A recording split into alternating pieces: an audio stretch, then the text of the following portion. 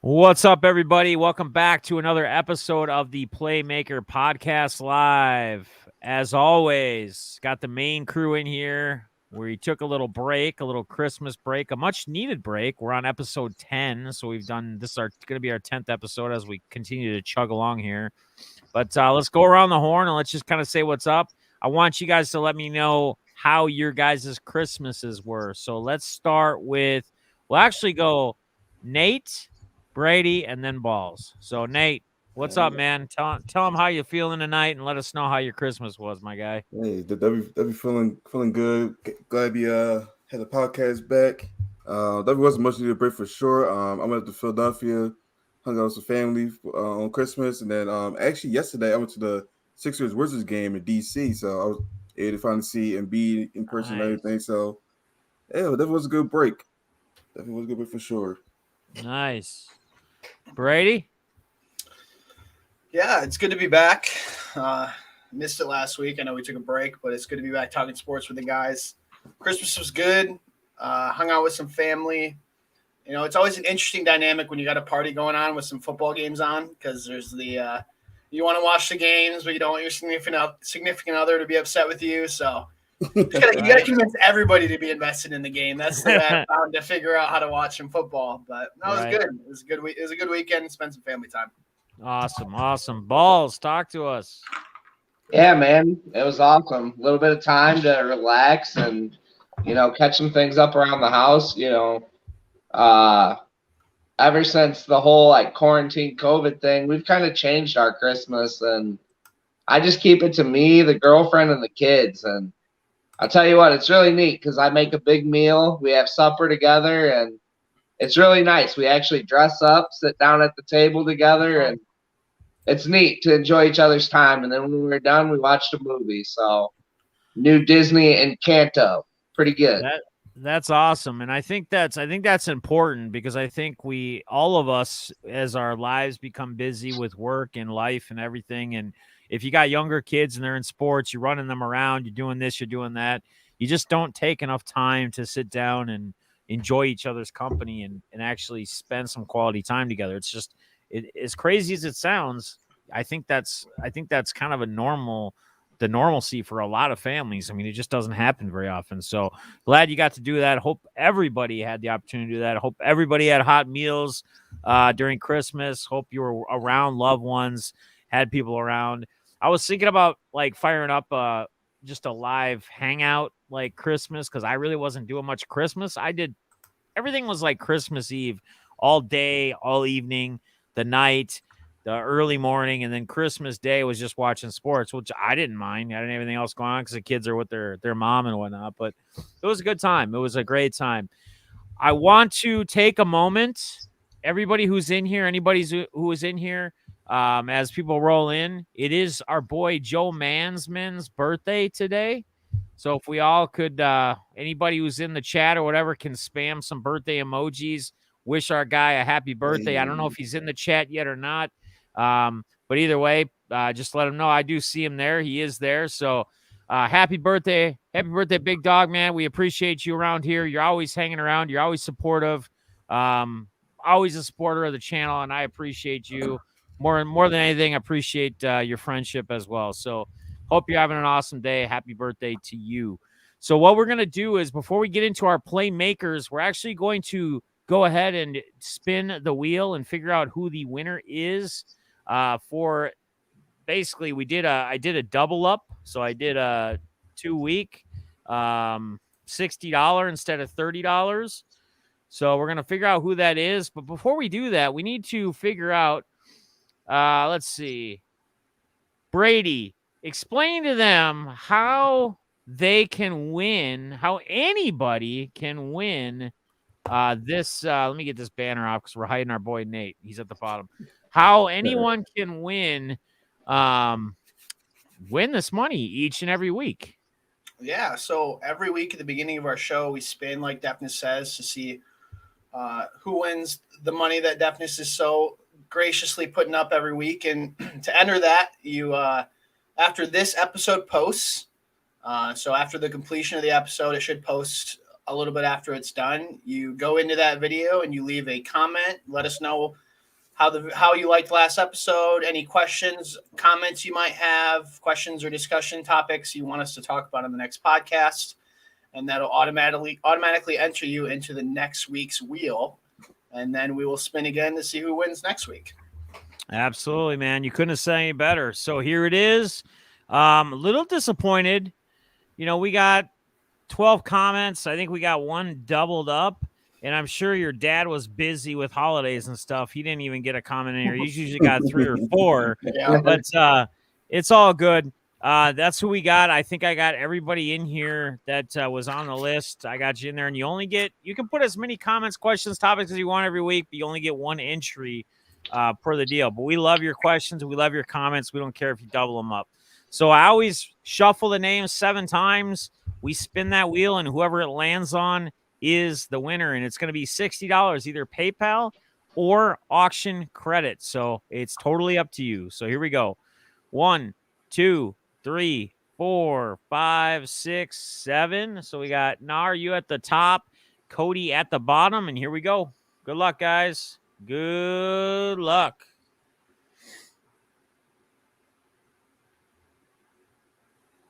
Boom! Are you? Congratulations, are you? If you're in here, you watch it later, let me know what you want, the PayPal or the auction credit. Congrats, dude. I know that you missed the first few weeks of doing this. You thought you were doing it because you thought it was just in the comments in the chat.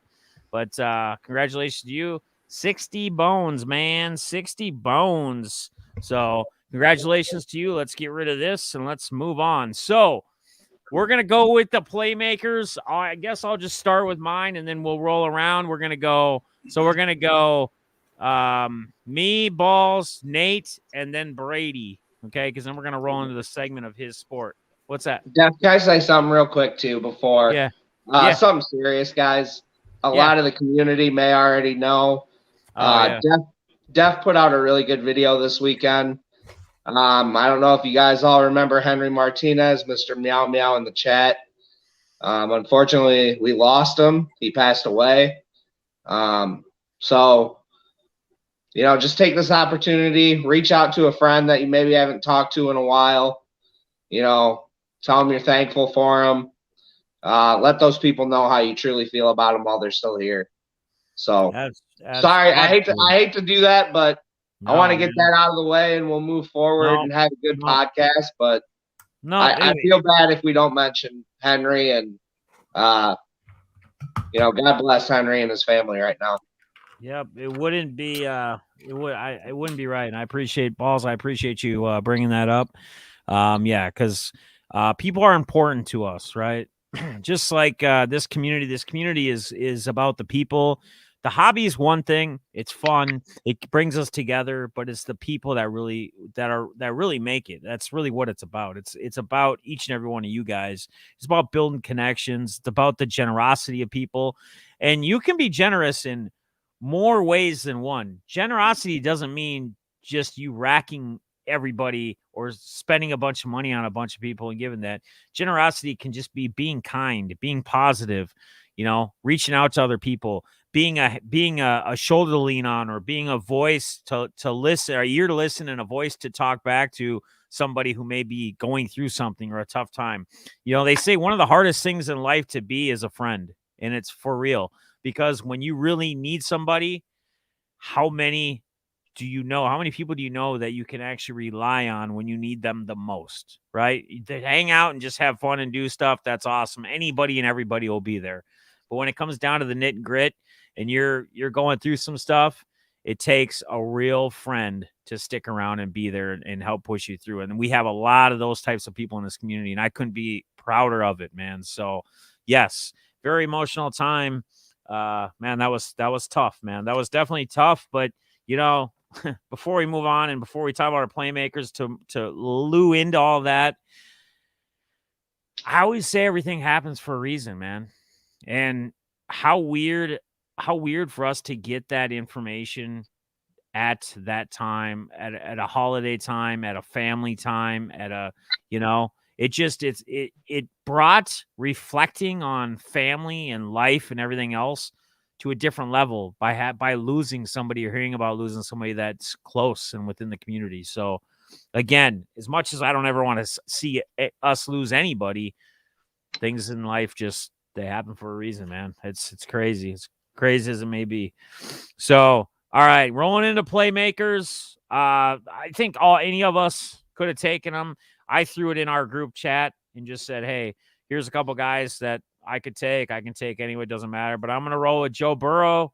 Dude, we're going to talk more about when we get in the NFL about this guy, about the players, about this team even, because I think some people don't realize kind of where they stand. But 37 and 46, 525 yards, 4 TD passes. This guy helped me probably secure going into the championship round in my big boy, big dog, big money fantasy league that I lost Cook and Eckler in because I had Higgins on that team, and he was a big part of that. So my guy's going to be Joe Burrow. They're continuing to roll. We'll talk more about it later. 9-6 right now in the AFC, quietly being a top team with the Bills, the Pats, and all those other teams getting a lot of attention. So, Balls, who you got this week for your playmaker, my man? Yeah, I'm going to stick in the AFC with a quarterback. I'm going to go with Josh Allen answering the bell. 30 for 47, 314 yards passing with 3 TDs, 12 carries for 64 yards. The big thing that stood out to me, though, was Buffalo didn't punt once this game. They really put it on their quarterback, and said, we're going for it on 4th down. You're going to lead us. They called pass plays, run plays for Josh Allen, and they led that game the entire way in Foxborough in late December. I got to go with Josh Allen for that reason alone. It's a good call, man. That's my boy. Good pick there. Good pick. Nate, talk to me, man.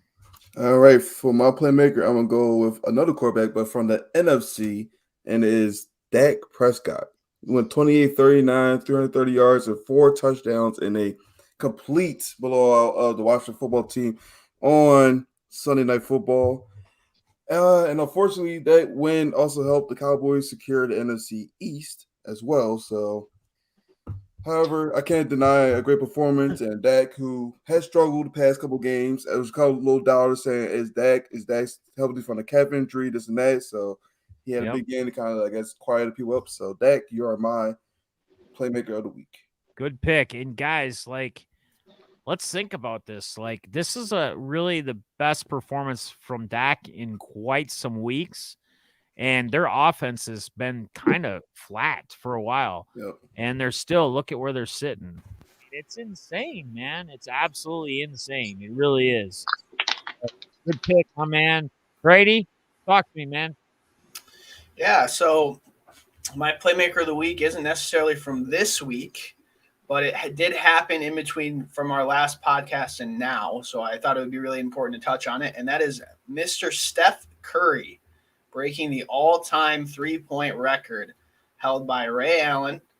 We talk about Steph a lot and the impact he's had on the game, but I think we don't really realize the levels that he's putting it up. So I have some stats here for you. Ray Allen, it took about 1,300 career games. Steph broke the record in his 789th, which is just insanity. Crazy. Some other records he has is, most 3-pointers per game at 3.8 made, most 3-pointers in a single season at 402, most double-digit 3-point games. 22 times he's had 10 or more 3-pointers in a game. So, we talk about the game changing, and I think it's very obvious Steph is the first line of that game changing. I think we see it in football with these new quarterbacks. So it's going to be interesting to see where this record ends up at, when he gets to the end of his career. And you're going to see a lot of the guys that start chasing it because of how much the NBA game's changing. I think we see it also on the football field. You saw Breeze. Breeze and Brady and some of those guys were kind of the first group of quarterbacks that were changing football. Well, now you got a lot of the young guys that are going to be chasing these records. So it'll be very interesting to see in 15, 20 years where does Steph line up? And I have a feeling he's going to be at the top for a while. Yeah, I agree, Brady. I think, in all honesty, just his probably will go down as being. It's hard to say, right? There's many players that are going to come through. There's many years of basketball that are going to continue on, but probably the best 3-point shooter in the NBA, probably arguably ever, right? Because he breaks the record, just what he does, how many games he does it in. I mean, the guy can shoot from half court. Like when he warms up, he shoots from half court. He shoots from, all over the place and just makes them. So yeah, I don't know, man. I don't foresee anybody doing it. I think I agree with you. I think we see him stay at the top for quite some time. Anybody else want to touch on Steph as we kind of roll into the NBA here? I mean, if we're just going to roll into the NBA, give me Phoenix, Golden State, 7 games in the playoffs. Those two teams, I mean, right now, you're still talking without Clay, without Wiseman. Those are going to be big additions to that Golden State team. Right. But, man, I got to kind of roast my boy Nate. Nate, I saw that take this weekend, that NBA Christmas Day is better than the NFL Thanksgiving Day. Hey. You're wrong. Oh, you're wrong, but Hey. I'm not going to lie. I had that game up, man. I had that game on the same time as the Packers game because it was on mute. But, man, that game, it was worth watching. And that says something, Those two teams are, I think they're the cream of the crop, but that Western division is stacked. And you're starting to see, I think especially in the West this year, this is the first year that I don't think we're going to see LeBron James able to carry his team to a title by himself. I agree. Yeah. I mean, he needs AD. He needs Russ to be a Russ that hasn't been Russ in a long time. And what we're seeing is we're seeing all-around teams, all-around team basketball, sharing the ball, and then having those dynamic playmakers. And that's kind of what you get with both Golden State and with Phoenix. Phoenix has got Devin Booker, and then you're talking Golden State's got Steph. So, right. I want to see them play 7. I got a feeling we're not going to get to see it, unfortunately. I think there'll be one of those two teams will slip up, injuries, something maybe. But, man, that game was just everything I wanted it to be on Christmas Day. So, Nate, your take's still wrong, but I'll give you that was a good game, buddy. So here, I want to touch on one thing. I don't usually try to focus too much on comments in the chat, but start talking about who's greatest shooter, 3-point shooter, etc. Joe Mann says, I disagree, Def. Bird is the greatest shooter of all time. He did it when the league was tougher. I mean, here's where I would roll with that. I would say that, how much tougher the league was or wasn't, physicality, toughness, when you're shooting like a 3-pointer or a 3-point line. I mean, unless you're doing the James Harden and you're constantly throwing your body into the player to try to get fouls, I don't think the physicality part of that really plays any part in shooting in general, right? Like that's where I would roll with that. I mean, you may be seeing that or talking about something different, and maybe Joe is more talking about just shooting in general. We're just talking about 3-point period. Like when I say that, I'm saying 3-point shooter, like a 3-point shooter period. I'm not saying like jump up 20-foot jump shot. I'm not saying anything like that. I'm just saying flat 3-point shooter. That's kind of what I'm touching on. So,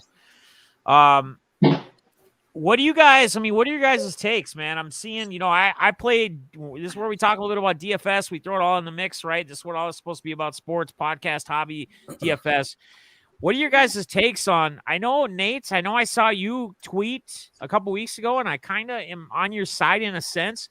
My only issue is I don't know how, by shutting things down like the NHL did, they got more like, Canadian crossover and a lot of other things going on versus besides Toronto and the NBA, there's really not much of that. And they could control that some way by finding a place for Toronto to play in US or something like they did with the Blue Jays for a while in the MLB this last season, until things settled down, or at least did for a while. But you're seeing a lot of these teams, like literally, like my lineups that I'm building almost every single week for the last few weeks have been literally like, it's half value, it's like 3/4 value, and it's throw in 3 or 4 studs, which you can usually only play 1 or 2 studs in your DFS lineup. You're getting Skylar Mays, right? A rookie from Atlanta who nobody ever heard of. You're getting McDaniels from Charlotte starting tonight. You're getting Mr. Knight for the Timberwolves starting at center, who's like the 3rd or 4th string center because Towns and Russ and all these guys are out due to the COVID health protocols. I mean, where do we stand here? Like, how do you guys see this as far as sports in general? I mean, we can just talk about NBA right now since that's where we're at. But what do you guys think? I mean, do you think there needs to be a change? Do you think they need to do something differently? Do we need to figure out a bubble system again? Like, what might work? What might help to get a better accuracy on our teams that are actually having the majority of our actual star players on these teams playing and not all these third stringers starting? Anyone? Well, I think I'd have to look more into the testing of each individual sport, but there's been some recent studies coming out that asymptomatic people aren't spreading the disease really at all. And I know for a while the NFL changed their testing protocol to not really test asymptomatic people. Because in essence, they were just doing random tests of players, and if you were not symptomatic but you got tested positive, you're out for your however many days. Right. But it's just interesting because in one respect, you want to try to make as many people obviously not get COVID, but it's almost like with the way that the sports are so public, so much travel, so it's almost inevitable, I guess.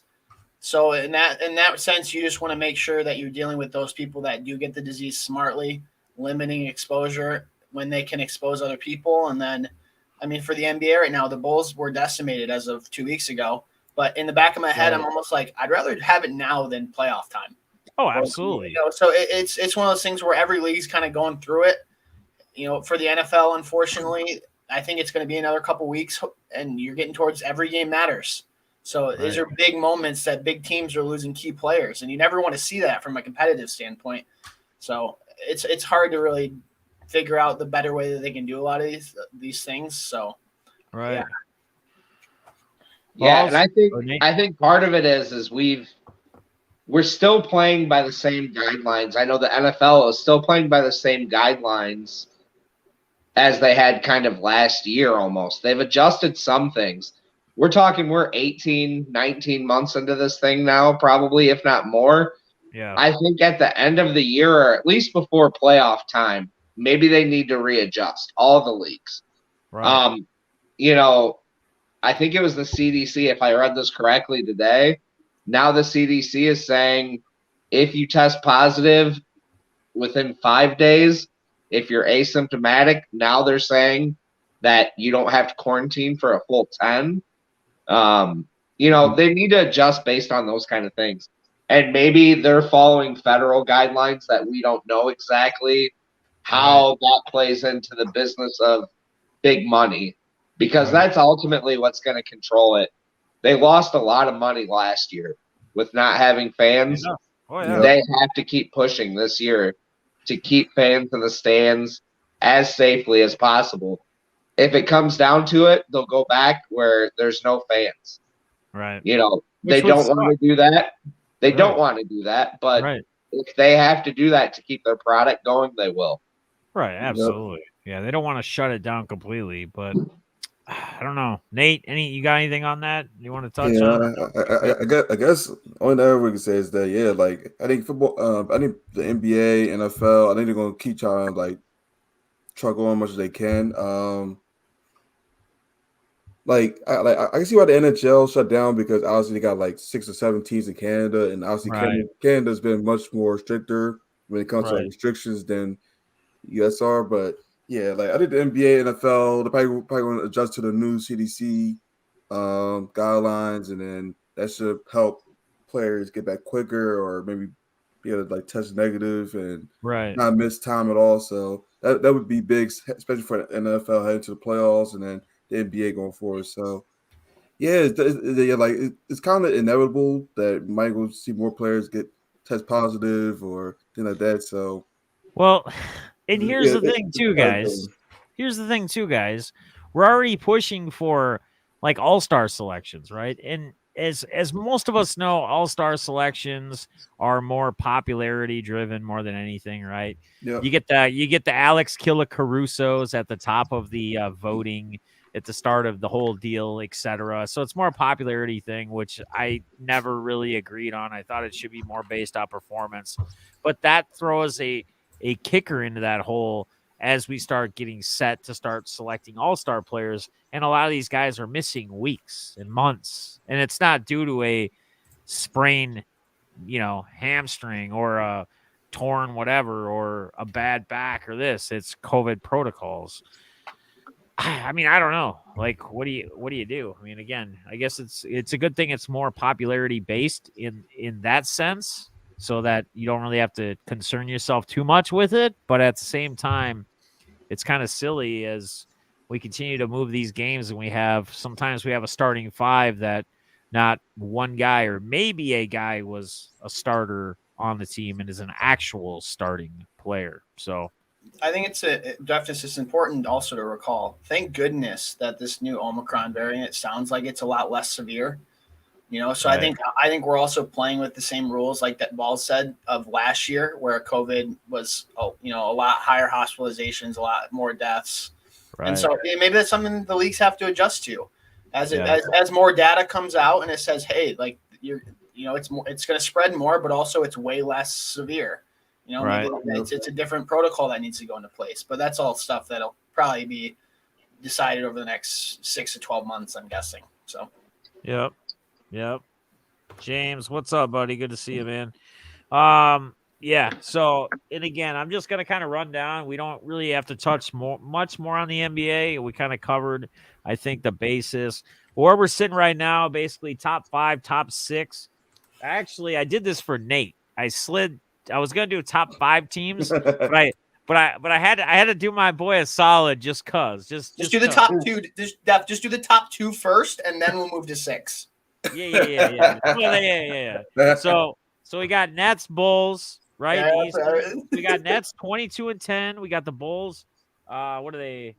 They're 20-10. So they played 2 less games. We got the Bucks 22-13. We got the Heat 21-13. We got the Cavs 20-13, and we got the Sixers at 6, 17-6, or I think it's 17-6 or something like that. I can't read my writing. And then on the Western, obviously we got the Warriors at top. Curry just killing it, 27-6. The Suns right behind him, 26-6. As Balls mentioned, give me a Warriors Suns playoff game. That would be dope. Finals, maybe a Western Conference Finals. Jazz 23-9. Grizzly 20-14. Clips 17-16, and the Nuggets are 16-16. That'd be your top, basically 6 in each conference. So NHL, we kind of touched on as far as COVID. It's been kind of on a delay. There's not really much to talk about or touch on unless. I mean, it's on delay because of the Olympics, though. Hockey has a natural built-in break this year because of the Olympics. Okay. They shut down early a couple games. They canceled like 3 or 4 games, maybe.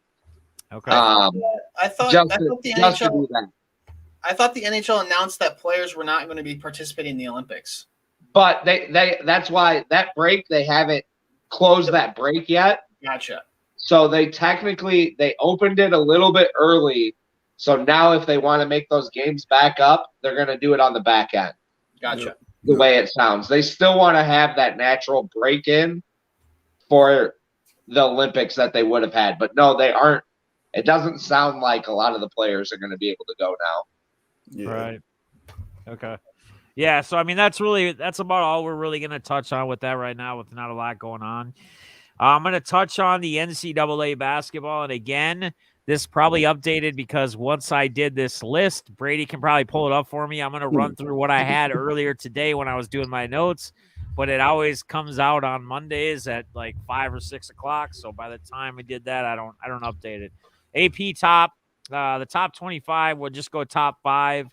We got Baylor 1, Duke 2, Purdue 3, Gonzaga 4, UCLA at 5. The coaches poll, we got Baylor 1, Duke 2, Purdue 3, Gonzaga 4, and Arizona 5. So that's the only place where they don't they don't look alike. Now, Brady, you can give us the updated version, if you will. Did it Top change? top five did not change today. There's some shuffling down in the order, but top five. Okay, well, hey, I'm not looking like a fool for once. No, just kidding. Anybody got anything they want to add on the NCAA basketball side of things? I think, there'll be more talk about this when something really crazy happens, or when obviously we get to March and the March Madness is popping. We'll probably have to do a March Madness Playmaker podcast pool for sure, a bracket tournament or something. That'd be fun for everybody, all of us, and we can kind of give each other crap as we roll through. So a little trash talking, if you will. MLB, nothing really, right? Nothing's really moving on. Just go ahead. Well, there was two things. They did announce that Cody Bellinger did agree to arbitration before. So that was kind of some news that came through that Bellinger will be with. He'll be back with, I think it was Bellinger, right? Yeah, Bellinger will be back with the Dodgers next year. And then the Mets announced Buck Showalter as their coach. Yep. What's your guys' thoughts on that? So didn't I bring that name up not for the Mets but someone else or something, and everybody was kind of laughing like it was a joke? But hey, somebody put a photo up too of like the New York skyline with like a picture of like his facial. I think it was him and his wife maybe or something. I don't know. It's like some goofy. It's like Dallas. It's like a it's like an episode of Dallas or something. They got the skyline with the guy and his wife. Like, what the hell? You got your boy Dallas in there with what was the chick that was with Dallas? You guys are too young for that show. Go look it up, man. It was a classic. It's like a money. It was almost like probably almost like a soap opera, but it was like an evening show. It was like a dramatic. There was a lot going on, and people, it was weird. Like money. Dallas was a dude that was super, super rich. He was like a oil dude or something, older guy, and there was asking the wife's name is asking like who shot JR though. Yeah, I know. Yeah, so. There you go.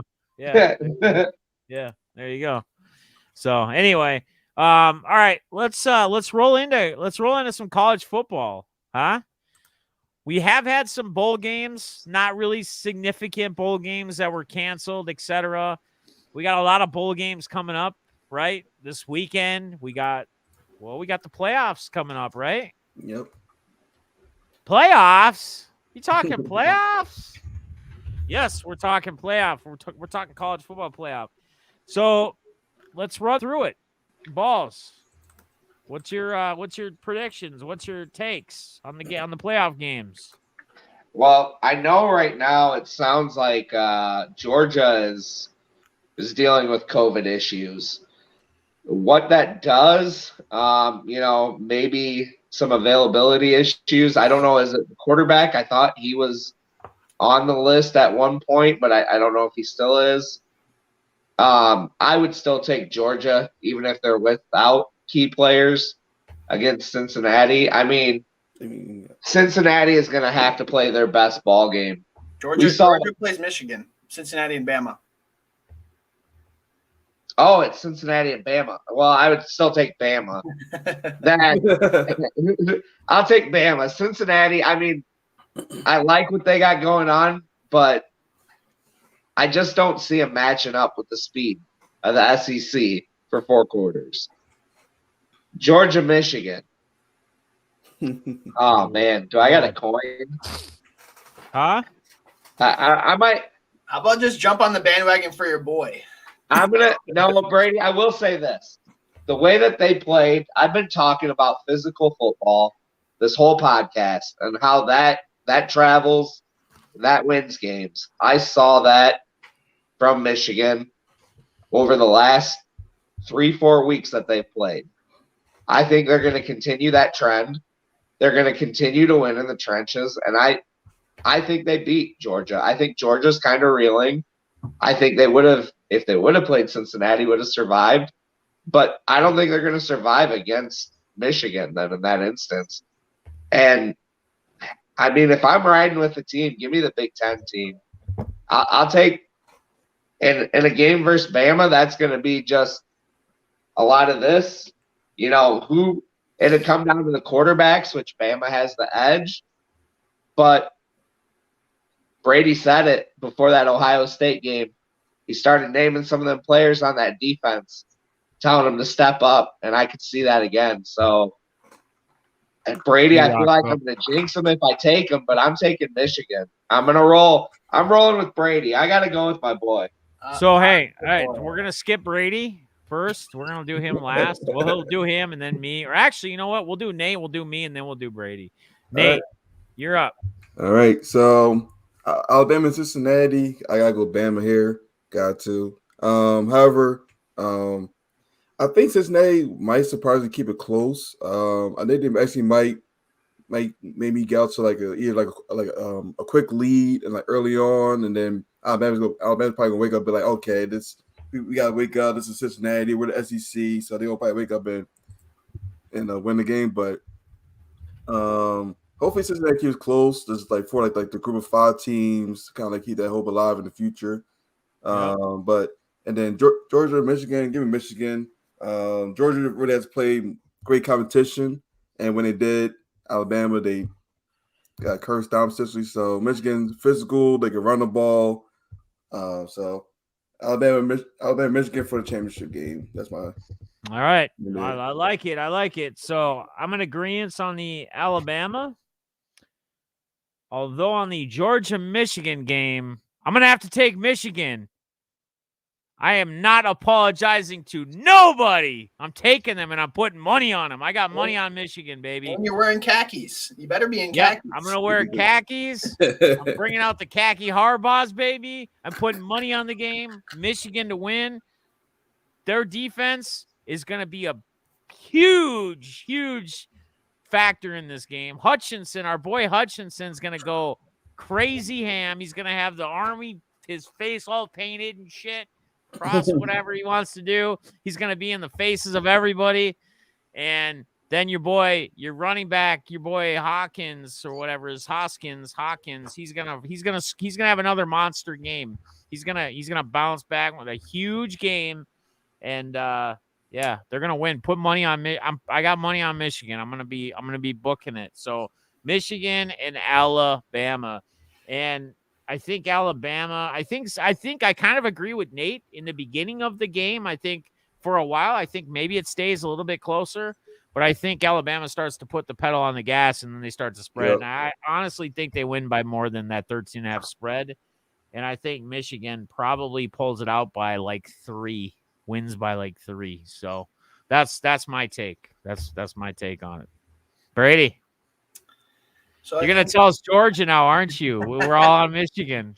Well, I will say I have a little bit of money. I got Michigan money line and some money, but I think I got Michigan at plus 8.5. I'm taking that. I think that's going to be such a defensive game. That I think it's going to be close. Bama, I think, is the easy pick over Cincinnati. It'll be interesting though. We've talked about it before. Cincinnati is representing themselves, but they're representing every school that isn't a Power 5 school. And kind of this is the shot that's saying, all right, you wanted it to be in the big dance, go show up. But in regards to the Michigan game, obviously I'm going to pick Michigan. But I have a little bit of a different prediction and game-changing player. It's not Aiden Hutchinson. It's not anybody on the defense. It is Harbaugh? Nope. It is Khakis? Nope. It is backup running back Blake Corum. Okay. And here's why. He is a change of pace speedster. And in a physicality, in a defense that's as physical as Georgia, having a guy like Corum, who also has 10-plus touchdowns and almost 1,000 yards on the ground. So this ain't no scrub. Right. He was hurt versus Ohio State with a high ankle sprain. Versus Iowa, had a big run there. 3.5 weeks. I think I talked about it on the podcast directly after the Iowa game. He's healthy now. He's got speed. He's explosive. And I think he's going to have a big play or two that's going to jumpstart the Michigan offense and hopefully lead them to victory. Right on. I love it. Hey, real quick, because I got to shout out my boys. James, Bogarts asked about anybody live doing sales tonight. And James said Triple Diamond is live. Yeah, Triple Diamond Sports Breaks. That's actually where I'm breaking now on Thursday nights. I'm going to be there Wednesday and Thursday night this week. So if you're looking for something, they are live. They got a card shop, but they have a break studio in their shop. That's where I break. So Bogarts, come find me over there on Wednesday or Thursday nights on their channel. So Triple Diamond Sports Breaks. Check them out. Look them up on YouTube. All right.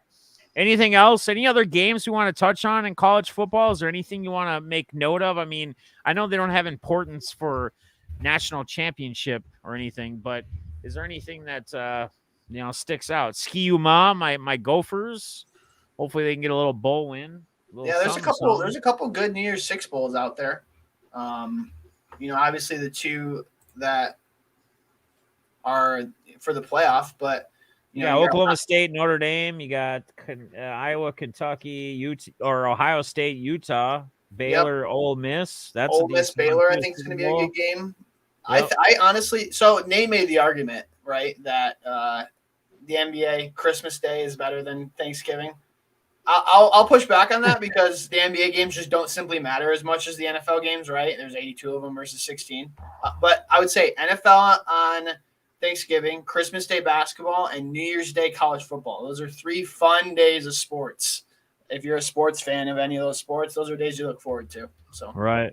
Absolutely. Yeah. So we got a lot of great college football coming up here, guys, to kind of keep us busy. Hopefully we don't see too many other games get postponed or canceled. I guess they were canceled. There was 1 or 2 that have already been canceled, but I think we'll obviously for sure get our playoff games. We'll get some of those big games. They'll make it work. They'll make it happen. But as Ball's touched on too, we got to, again, it's a thing we got to worry about as we're seeing in all these pro sports is these health protocols and possibly losing players, in these big type games now. So it'll be interesting to see. It'll be interesting to see where it goes. Rolling in, I guess we're kind of rolling into our baby, right? We're rolling into the NFL, and then we'll do the questions, comments from the last episode as well, touch on those. I guess where I want to start, though, since that's where we are at in the season, fantasy football, right? Let's just touch on it before we really touch on players, plays, etc. I think Brady's still doing all right in the league. Is there any other leagues you're sitting good in? Nate, are you in any fantasy season-long leagues? Balls, I know you're helping out a buddy. You guys were kind of sharing a team. You were pretty much doing all the work as far as swapping players, etc. And then you kind of took a break because you were like, dude's not doing anything about it or with it. So where are you guys standing? Are you guys sitting all right? Do you guys have anything out there right now?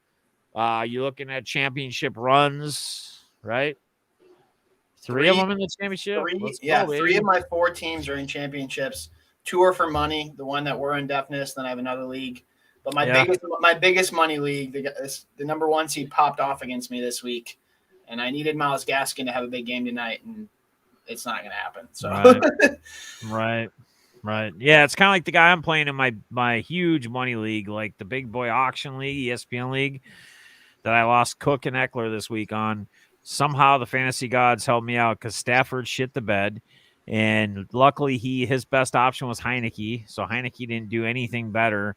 But he had Devontae Adams, and he had who was the other guy? Oh, Deebo Samuel. So he started out going into it. He already had like 50-plus points from just 2 guys, and I was sitting here with Devontae Booker at running back and not knowing if Justin Jackson was going to share a bunch of time with Kelly and Roundtree or what was going to happen there.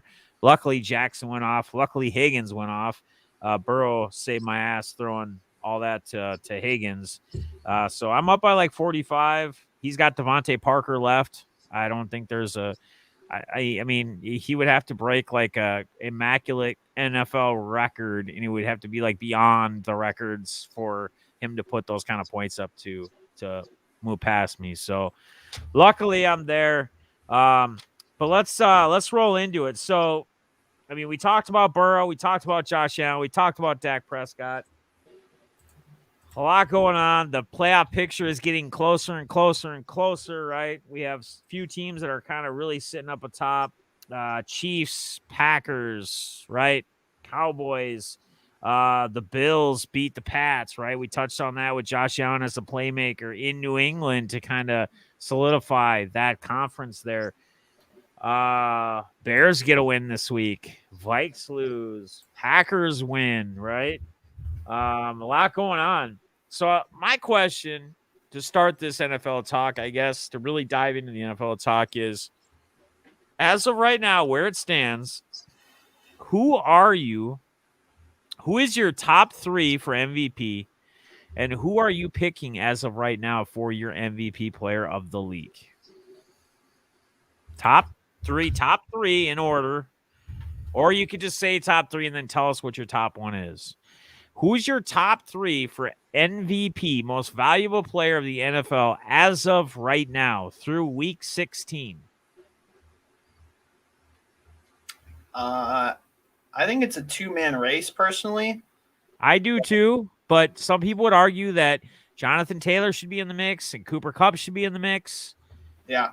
That's why I say 3 in case you have that bias of opinion, or you're kind of seeing it there.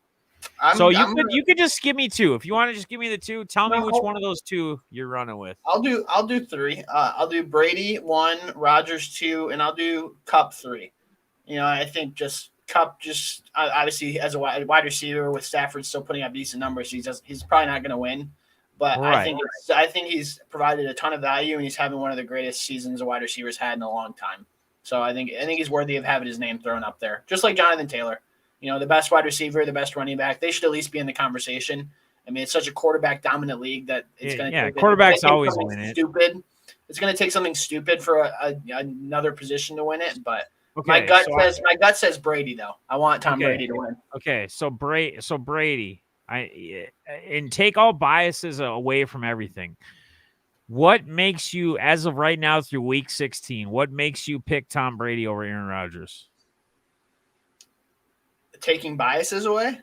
Taking biases away. It's not a bias thing. It's not nothing. It's flat out looking at everything from what they've done this season, where they stand, what they put up for numbers, etc. Yeah, I'm looking at their numbers here. 3,500 yards, 30 touchdowns, 4 picks, 4,400 yards, 36 touchdowns, 11 picks. Who's got 4,400 yards? Brady's got about 1,000 more yards, 6 more touchdowns, but 7 more interceptions. So, statistically, you could probably go either way. Obviously, Aaron's leading that. They're 12-3, but they're also in a terrible division. So, it's like I said, it's you can make an argument either way. I just my bias takes me to Tom Brady instead of Aaron Rodgers. And Brady and Rodgers, to be honest with you, the last 2 weeks has played through pretty much a broken toe or broken foot, and he's put up some just insane numbers for games, like for where he's been. A lot of guys would have been out, would have probably not played, etc. I mean, not saying everybody, but there'd be a lot of guys that probably wouldn't have even went on the field. Just what he's done, but I'm not. Yeah, I mean, those are my. Well, I'll let the rest of the guys give their deals. I'll throw out another little thing. What does Aaron possibly sitting out a last game or 2 if they locked up the 1 seed? Right? Aren't they 2 or 3 games up in the NFC? 1 game. Oh, they're 1 game up. So okay. Dallas. Yeah. He better play tomorrow or next week. I'm going to Lambeau Field, damn it, to watch some Vikings Packers with my son. Checking off a bucket list thing. I want to feel the Lambeau Field craziness, all the history that's been there. I'll be at Soldier Field watching the Bears play the Giants. My matchup sounds like hell compared to yours. All right, I'll take my 3. I mean, you guys already named Jonathan Taylor and then Kupp. So obviously 1 and 2 are Brady and Rodgers. I'm not giving you which one I would take yet. But if we're going to throw like a third name, it'll be interesting to see how he closes. Even as a rookie, Micah Parsons is doing some amazing things. I know he's seasons ever. I know he's not even in the talks, but it'd be neat to see him get maybe a vote or 2. And really, depending on how he closes out the year, he would need to be in that conversation. And man, I think it's Tom Brady this year. Alex, I totally disagree with this statement, and I'm going to tell you why. Okay? Because what is the receiving corps for the Buccaneers versus the Green Bay Packers? The Green Bay Packers have Devontae Adams, probably, arguably, maybe the best receiver, right? Okay, but then they don't really have anybody besides that. Alan Lazard is where on a list in receivers numbers. MVS is where on a list in numbers. Tom Brady has Chris Godwin, Mike Evans, Antonio Brown, Rob Gronk. Am I not seeing this right? Can somebody talk me out of this? Am I not understanding? Well, I will say that the Green Bay Packers can at least win games other ways, right? They are way better at running back in the combination of Jones and Dillon. Fournette's a beast, but they throw the ball Fournette's been a monster this year. Right. Now I will say they don't run the ball ever. So I'm not saying they might be able to win a game that way. They just simply don't do it. They just let Tom throw it 45 times and go win football games. Right, but when they do run the ball, he dominates. He's had some insane games. He's had 3-4 touchdown games. He's had more than one. I think he's had a couple 2 or 3 touchdown games this year, hasn't he? I think 2. I'm just going to argue that both teams suck. Both teams suck without those QBs. Both teams would not be as good without those quarterbacks. The Packers, if they let Aaron Rodgers go, the Packers have had, 17 seasons of Favre, 17 seasons of Rodgers. You're talking 34 combined years of Hall of Fame quarterback play. What's your definition of fine? If they're going to be watching some of the quarterbacks I've watched as a Bears fan, they're not going to be fine. They're going to watch some terrible quarterbacks. Guys, okay. Yes. No, I'm not going off of what you're saying. Sorry, I'm reading the comments, Balls. I'm not trying to throw you. You're like throwing out like what an asshole. You're like, what the fuck? What an asshole. I was reading the comments. Okay. So a couple things. Rodgers performance. I'm going to put Jordan Love. If Jordan Love starts, the Packers have the same record. Absolutely not. Absolutely not. But here, so Joe Mans puts up here, he says, he's saying the Packers have a better backup. They can win without Rodgers. Bucks can't win without Brady. What does that have to do with the quarterback itself winning an MVP? Since when did we decide that Jordan Love's a good backup? That's what I'm wondering. Yeah.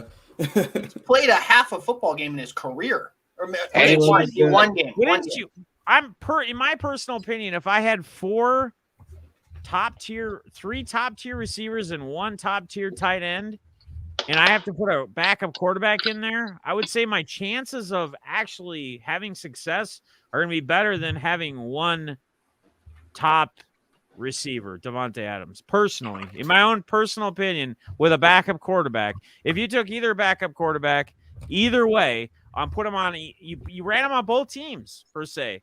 I think the Bucks have a better chance or opportunity to win and put up numbers than the Packers do. I could be completely wrong here. I mean, I don't think Aaron Jones is a good running back, and A.J. Dillon's coming along, but Leonard Fournette, I think, is just about as good as Aaron Jones is. And don't forget, Leonard Fournette wasn't he drafted like at the top when he was drafted? Yep, 4. 7th overall pick. 7th overall pick in the NFL. He never really got utilized properly. Now he's being utilized, and when they do use him and run him, he puts the numbers up. So back to where we were, I would probably take Tom Brady because he's going to be 44 this year, and that's never been done. And I think that the voters are going to lean towards Brady because of his longevity. Yeah, I don't care about what the voters are going to do or who's going to actually win it. What you see as your MVP. Yeah, that's my point. Like, I would take Brady because of him doing it. I know, but you're saying the voters are going to look at it this way. Well, yeah, I think Brady wins overall, but that's part of my reasoning why, too, is you haven't seen a quarterback at his age yeah, Rodgers is putting up great numbers, but we're talking Brady's what, 44? I think Brady wins it. I think they'll go with him. I think the media feels a little slighted by Rodgers this year because of what happened, whether right or wrong. And I just, if I had to pick who I think is gonna win, I think I I'd mean, take Tom Brady. Brady's gonna win it, but that's not what I'm asking here. What I'm simply asking is, in your opinion, I don't care if you say you That's think my Brady opinion, is though. the long shot winner. In your actual opinion, That's my actual opinion, though. not by Tom Brady's bias, because Brady's going to probably get it regardless, right? Because of, again, it's kind of like that popularity thing. What he's done in his career, not just season long, what he's done in his career, how many championships he's won, etc. He's still doing it. He's 44 years old. I get it. I appreciate it. I like it. I don't hate Brady, not at all. I'm just trying to debate here, and this is a great topic to debate on. And we're getting a lot of different things from the crowd or the chat, the community, which is helping this debate as well, because it's just interesting to hear not as much from you guys, but from like the community and kind of where they see some things. Because I still don't understand where one receiver is better than three great receivers and a tight end. I don't get that. And that's another thing that I would argue on performance-wise. Who they've had to throw the ball to. How many? I mean, you got Antonio Brown, probably honestly the best receiver in the league. I mean, if he stays healthy, again, the numbers he's put up when he's played, the amount of targets he's got.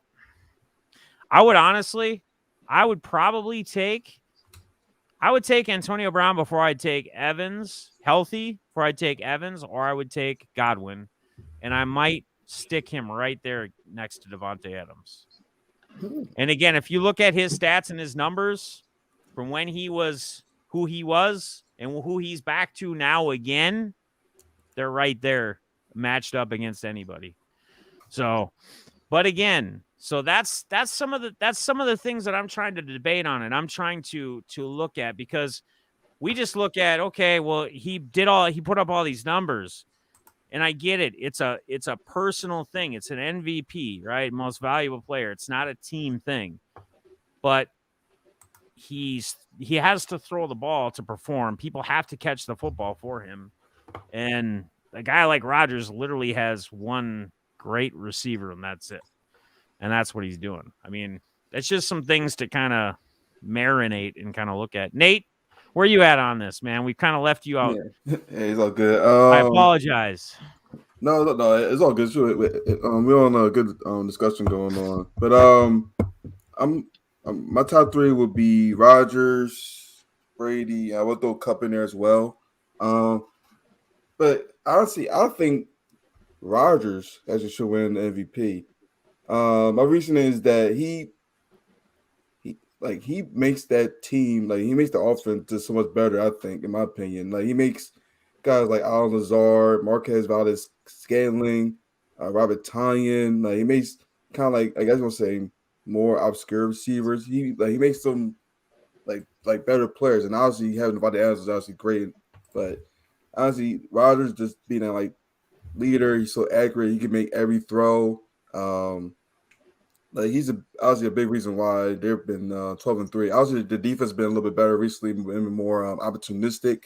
But I still think Rodgers should probably get MVP. I don't think he will, because one, the offseason stuff, and then two, I don't think they're gonna give back-to-back MVPs to Rodgers. So I think they probably will give it to Brady. But yeah, I think Rodgers should be the MVP. He won't. Yeah, he won't win it. I mean, Brady's gonna win it, but it's talk of discussion, and it's trying to look at the wide spectrum, not just, hey, this guy's got 1,000 more yards and he's got 7 more touchdowns.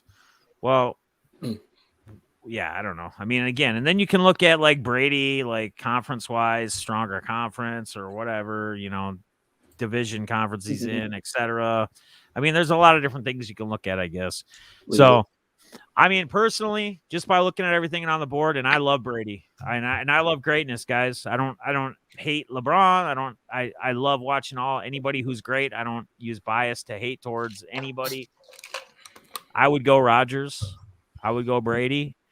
I would probably go Jonathan Taylor, even though, whatever. But Parsons, just because, a defensive guy would never even probably be in the talks as an actual MVP.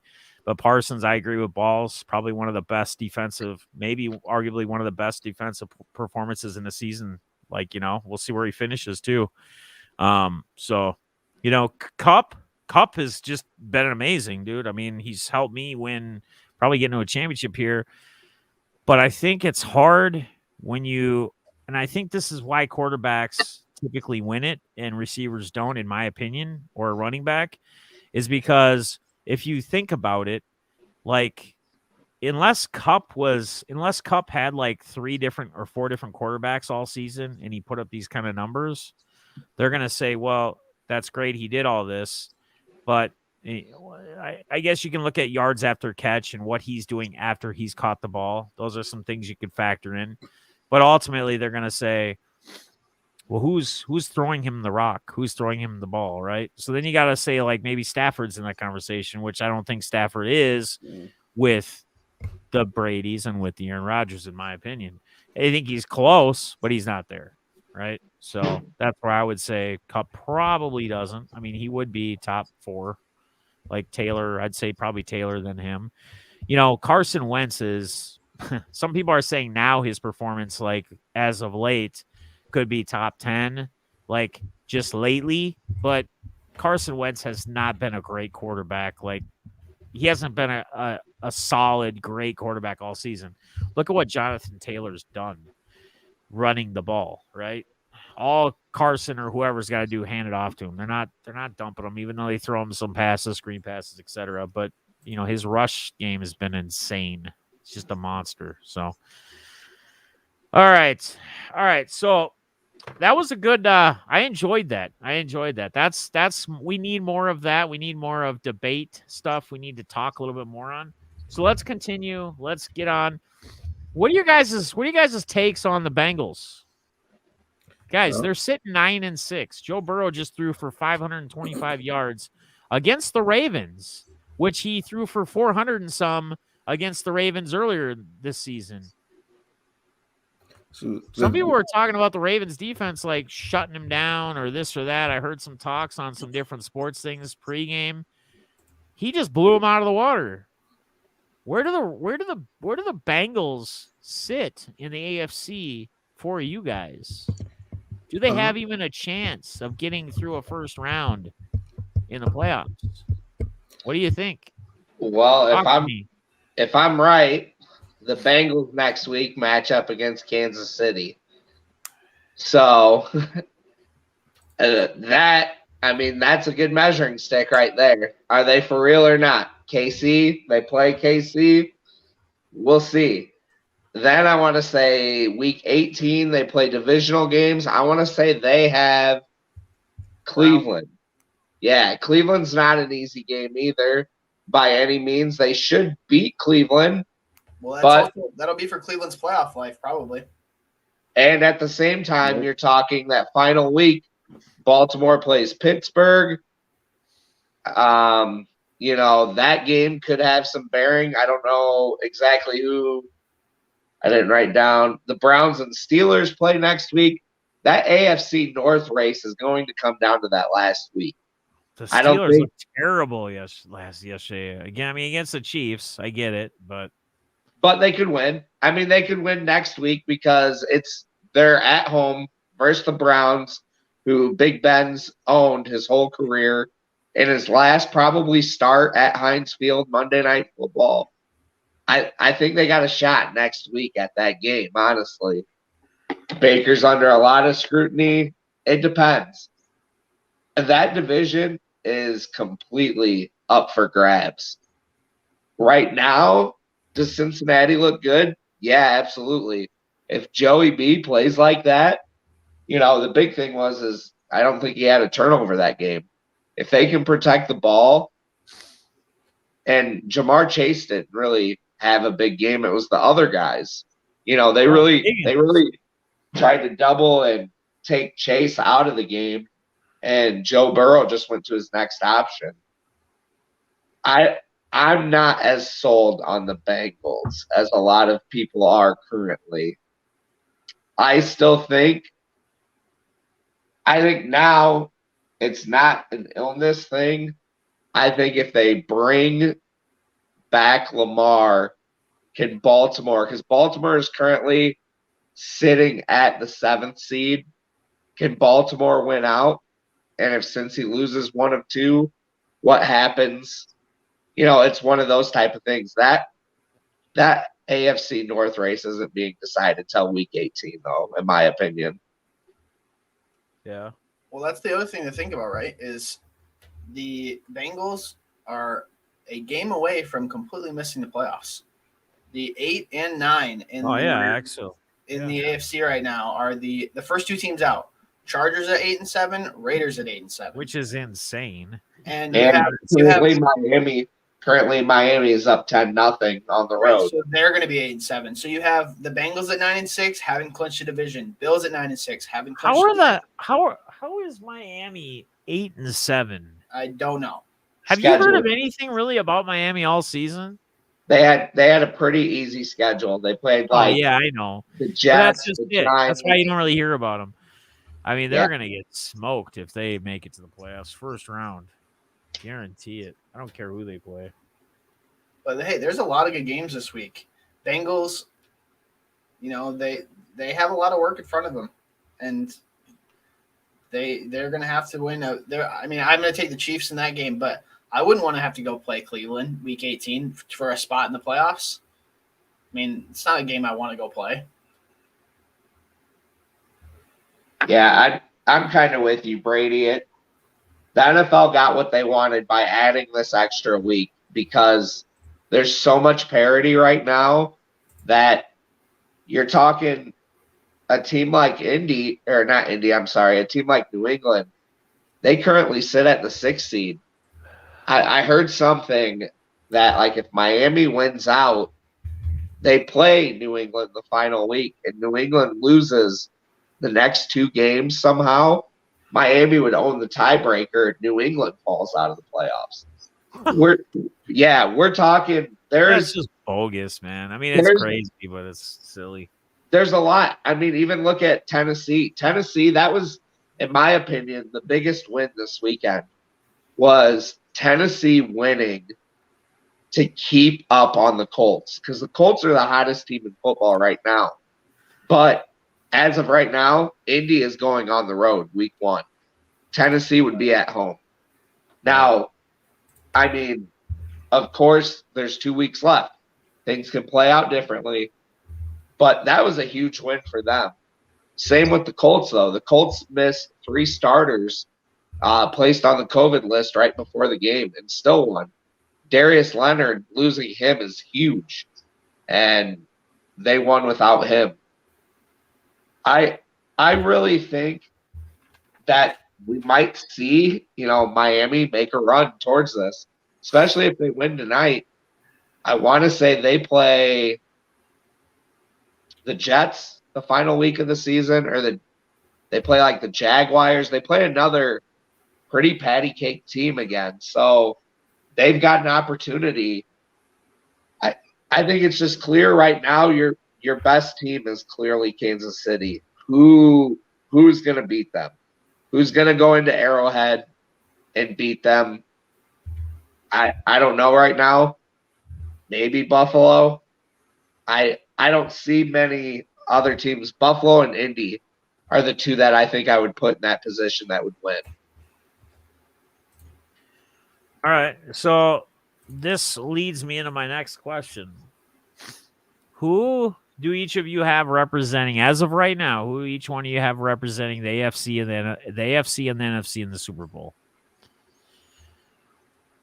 Whoever wants to start, I'll give you mine as well. But let's see. As of right now, like, who do you feel has the strongest shot in your opinion? In your opinion, Not who's going to vote whatever team in or this or that. In your opinion, who do you feel? I got to get Ball shit. He's over there just ready to punch me through the computer screen. I'll probably say love you, buddy. That's why we do so good on these things together. Get a little rile up. I'll probably say for the NFC, I'll probably go Green Bay. From the AFC,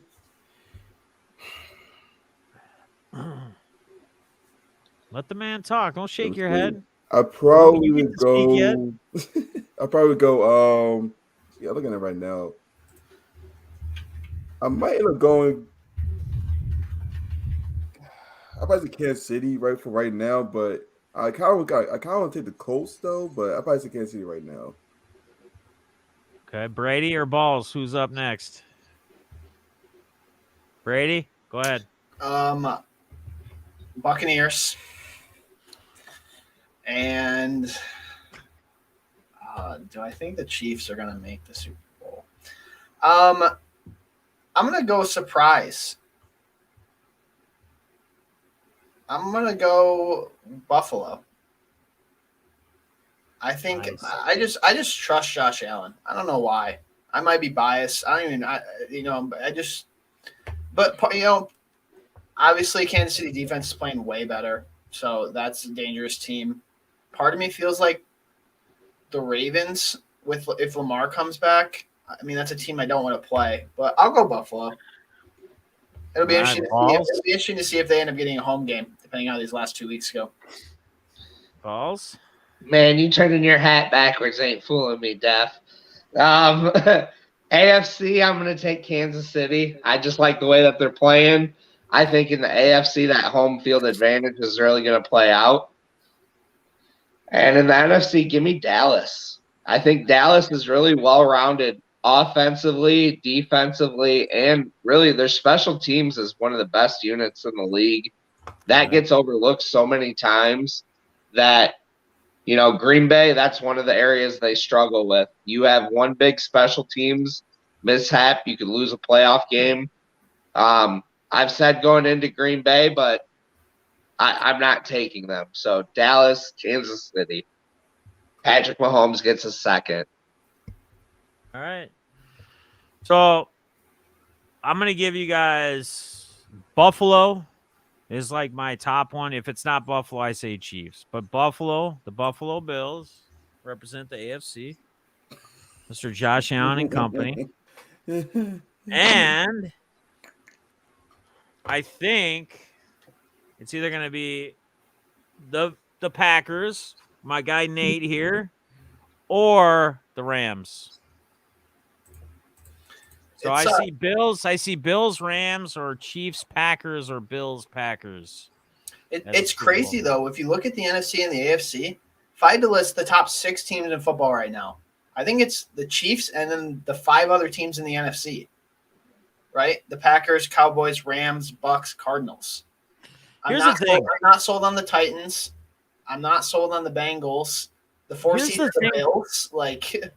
Yeah, here's the thing with me. I like to see change. So, I would hope the Bills get there, not the Chiefs, like in my teams that I'm picking. I would hope, or someone else, not the Chiefs in the Super Bowl. They're going to make a run. They're probably going to get to, at minimum, the AFC Championship, right? We're going to probably see them there, and they may get to the Super Bowl. But I like to see a change, not the same every single year, right? So that's why, the Bucs. Dude, don't get me wrong. I love Brady. I love Antonio Brown. That's my dude, right? I'm a fan. Fournette, I love him. But I don't want to see the Bucs win a Super Bowl again. I want to see a different team represent this year. Not the same teams. Why are you hiding your head there, buddy? You're a Packers fan. You want Aaron Rodgers to win the Super MVP. Well, you Kirk Cousins isn't in the talks. The Vikes aren't going to fucking win it, right? Yeah, I'll take the other 13 teams in the field. I'm not a hater just because they're in the same division, right? I hate every team because they're in the division. I don't have that bad spilled blood. That's just not me. I like to see change, though. Are you taking Buffalo? Are you taking Rams. Buffalo? Yes, I would take Buffalo to win it all. Over Green Bay, you would? Yes, absolutely. Absolutely. And if it's Buffalo and the Rams, probably the Rams.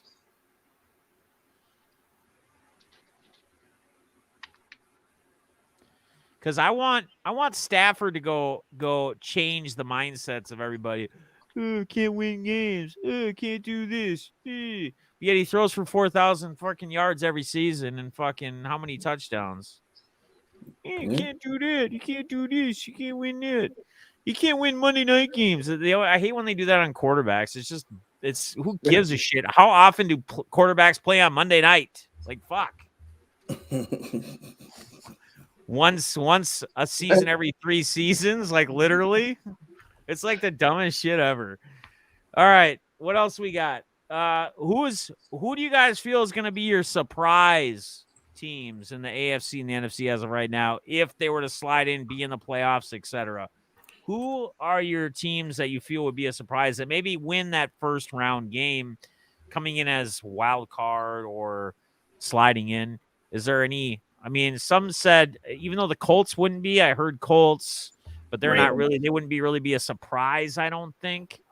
Ravens for sure. Would it be someone like Ravens or they haven't had Lamar. Bengals? I mean, they're playing without Lamar, and also Mark Andrews is an absolute monster, by the way. Yes, propelled my fantasy team to a championship over here. But I think the Ravens are decent. You know, obviously they don't have their running game without J.K. Dobbins and Gus Edwards. It's been on and off throughout the year, but Lamar Jackson has been out. If he gets healthy the last 2 weeks and they squeak in, that's a tough first round game. Currently, they're the 7th seed. So, right. Yep. Yeah. I kind of agree with, obviously Baltimore, but I'll tell you what, 10 straight weeks with 130 yards on the ground, Philly is not a joke right now. Yeah. Philly is not. I said a long time ago, if I had to take a dark horse team, to make the playoffs, it would have been Philly. I said that a few weeks back. They're starting to get healthy now on their offensive line. They're running for 130, 140 yards a week, each week. I could see them, who do they play? Right now they play Dallas. Could they beat Dallas? Sure. That would be a tough game. Right. I think they would have a better chance against a team like the Rams, personally, to beat them possibly on the road, because I don't see them beating the Bucs. But I think Philly, are we going to call San Francisco a sleeper team, though?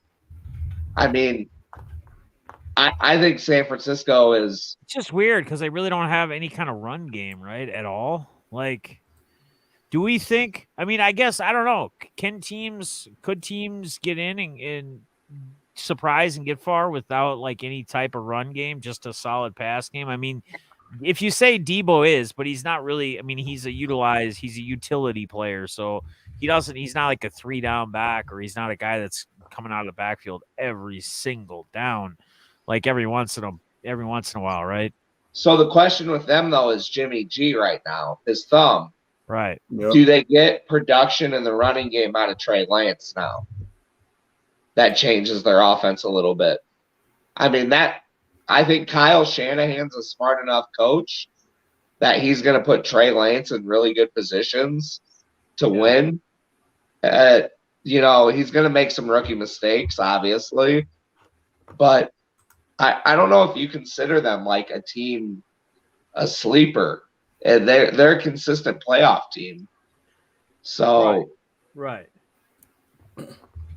Yeah, like I guess for me, I guess maybe like the Bengals, I guess, is considered a sleeper team. They are like the current 3 seed, but it actually get in the playoffs. Like the offense with Burrow, they got Jamar Chase, they got T. Higgins, they got Tyler Boyd, who's been forgotten about, who has been great. They got Joe Mixon as well. So like that offense, like it actually get that rolling. They could actually probably maybe give a couple of teams a scare in the playoffs, or maybe even win like the first round game. In the NFC, I guess Philadelphia.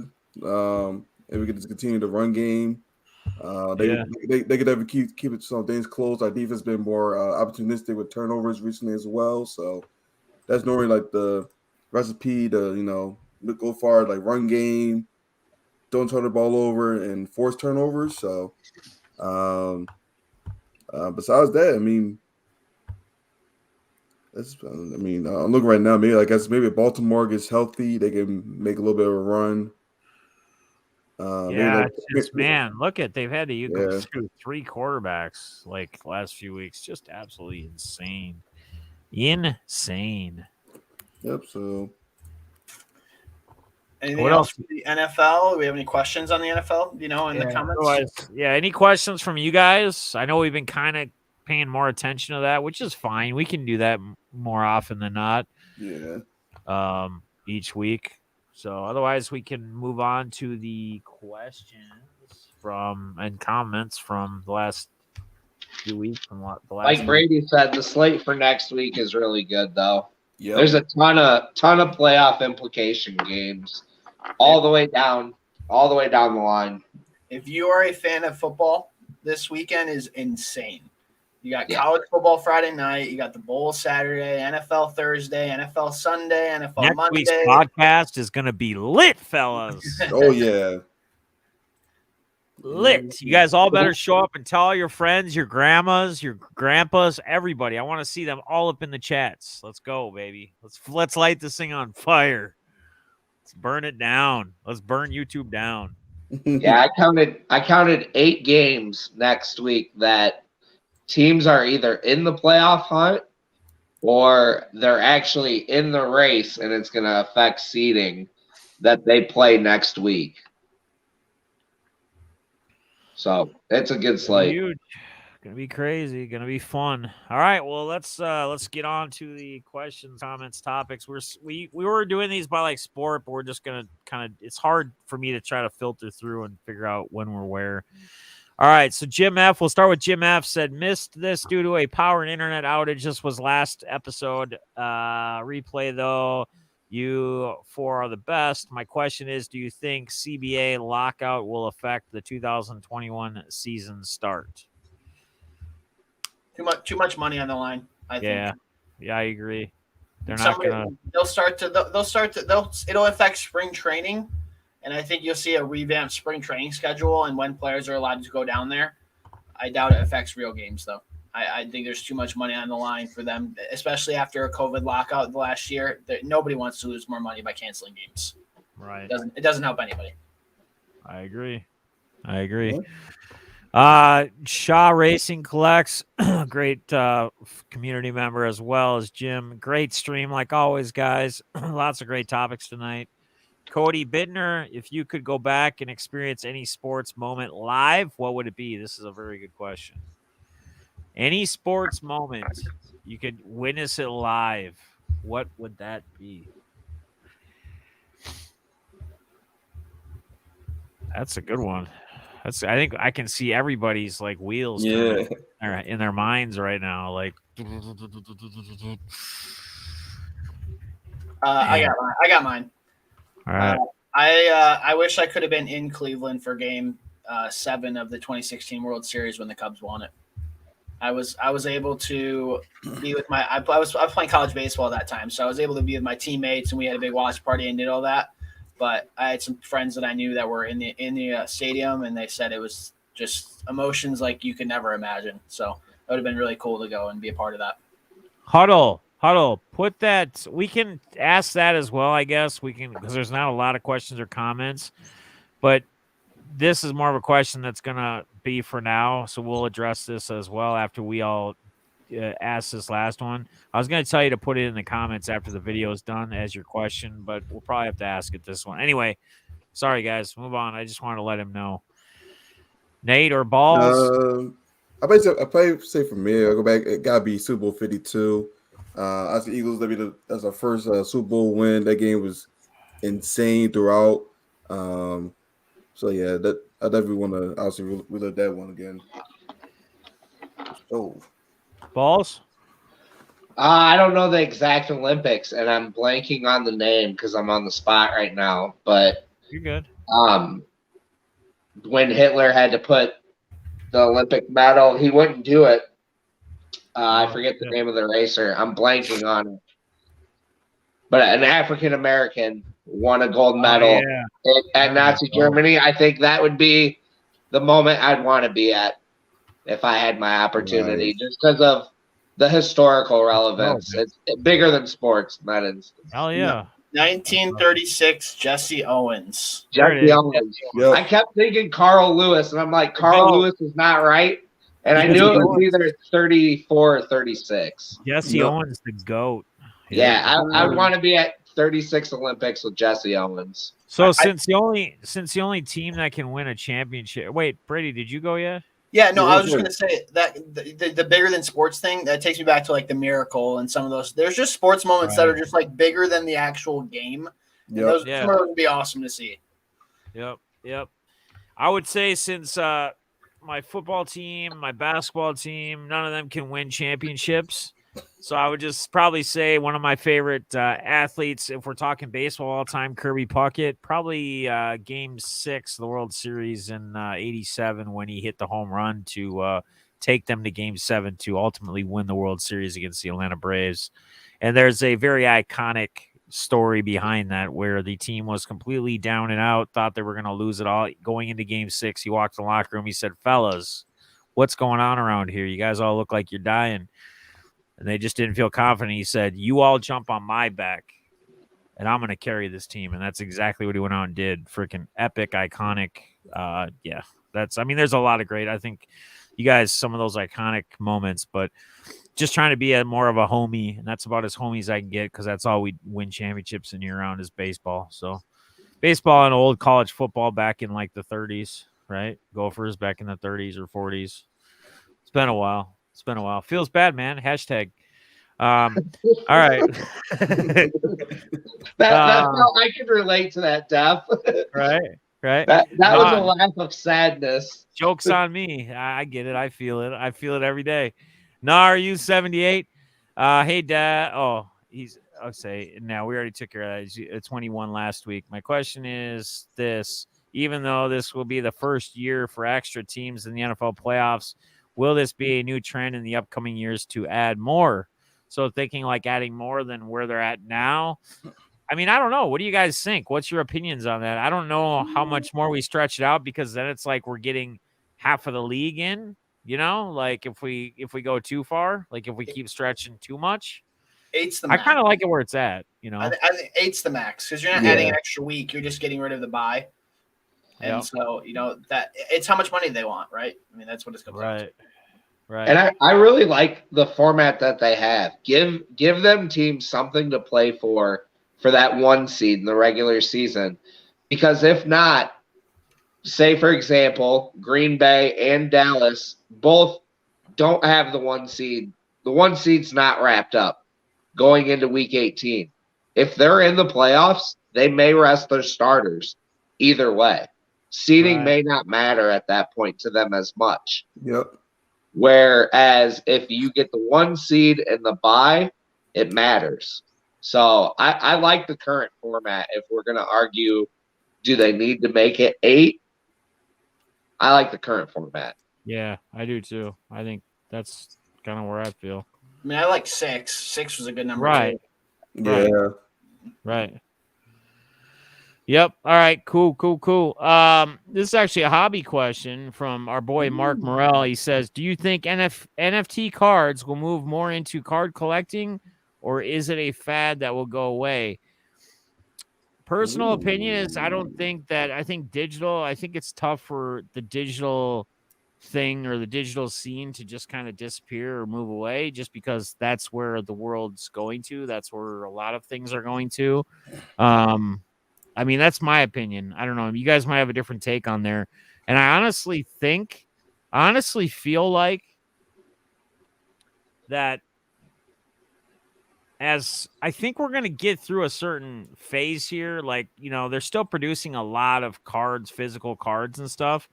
But I think we're going to get to a point where stuff's going to be pushed so much digital and so much NFT and digital stuff and whatever that I think we're going to start seeing the physicality of the cards and stuff not completely disappear. I think they'll always be here. It's in some stage, but I think we're going to see a decrease quite a bit in the years to come, where it'll be more focused on the digital aspect. That's how I see it. What do you guys think? I just wonder. Well, so when NBA Top Shot, I think that's the big digital marketplace that everybody's aware of. I never heard anybody talk about. It's so cool. I'm so glad I can collect digital cards. It was how much money can I make in the digital market? Yeah. And so I question maybe how much long-term drive there will be when it seems like it was a lot of how much money can they make quickly before other people catch on. You know, you have an established market in physical cards. You have an established community of people that enjoy it. Now my generation and younger than me, it's a digital world for them. So maybe you have a growing market in that respect. But I think anybody who's my age and a little bit older, it still leans towards the physicality of cards collecting.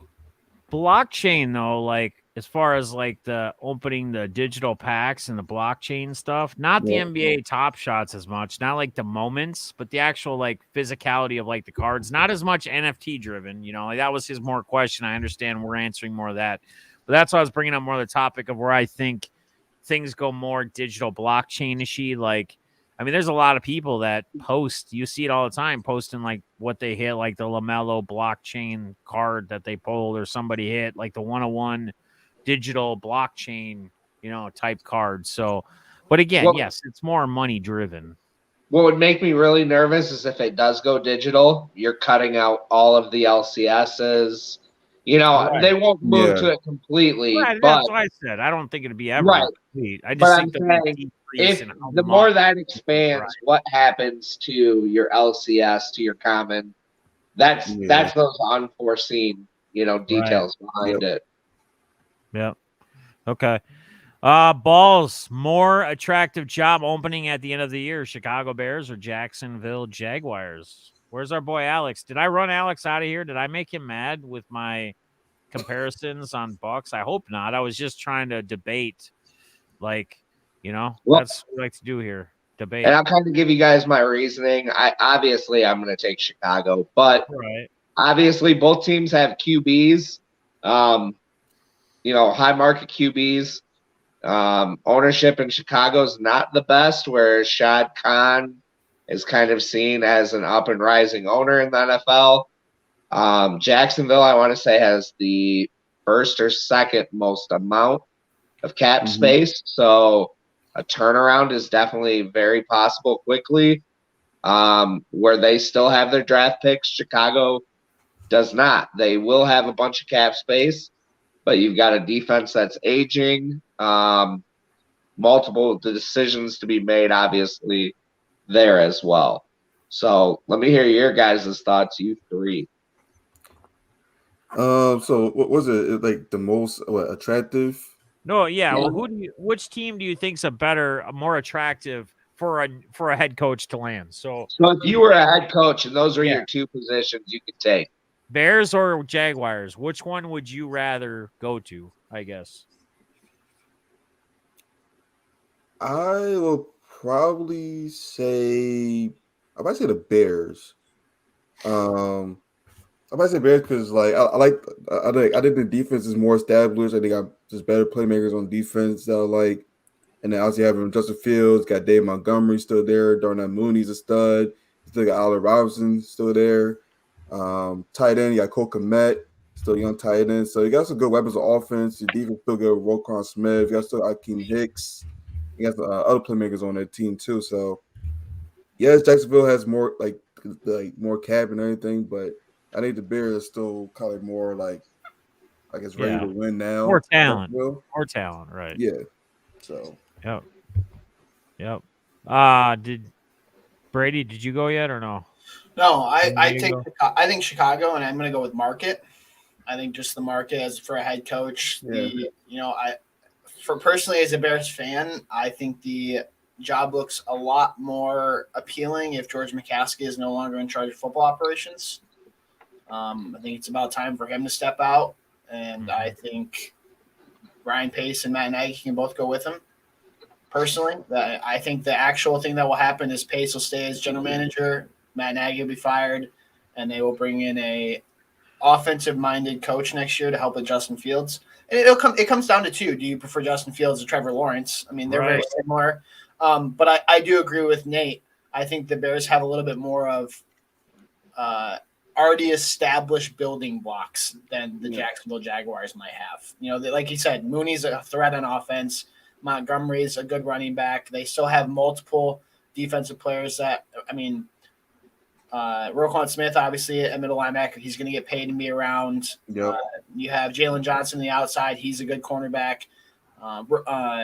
Mac's still there. Who knows how long? Robert Quinn's having a career year. So there's some pieces there. I think maybe it can turn around a little bit quicker than maybe Jacksonville can. Jacksonville, you're going to get draft picks in. It might be 2 or 3 years of development before you start seeing the right. So yeah, I was gonna take Jacksonville just to be opposite of all you guys. Ball's gonna spit his water out, and I'm just kidding. He always knows I like to go against everything just for the fun of it. But no, Chicago. Honestly, like you say, a lot of the building blocks, everything's there. I mean, really what they're lacking is leadership. They're lacking a second receiver, right? They're lacking the development, which will come with Justin Fields.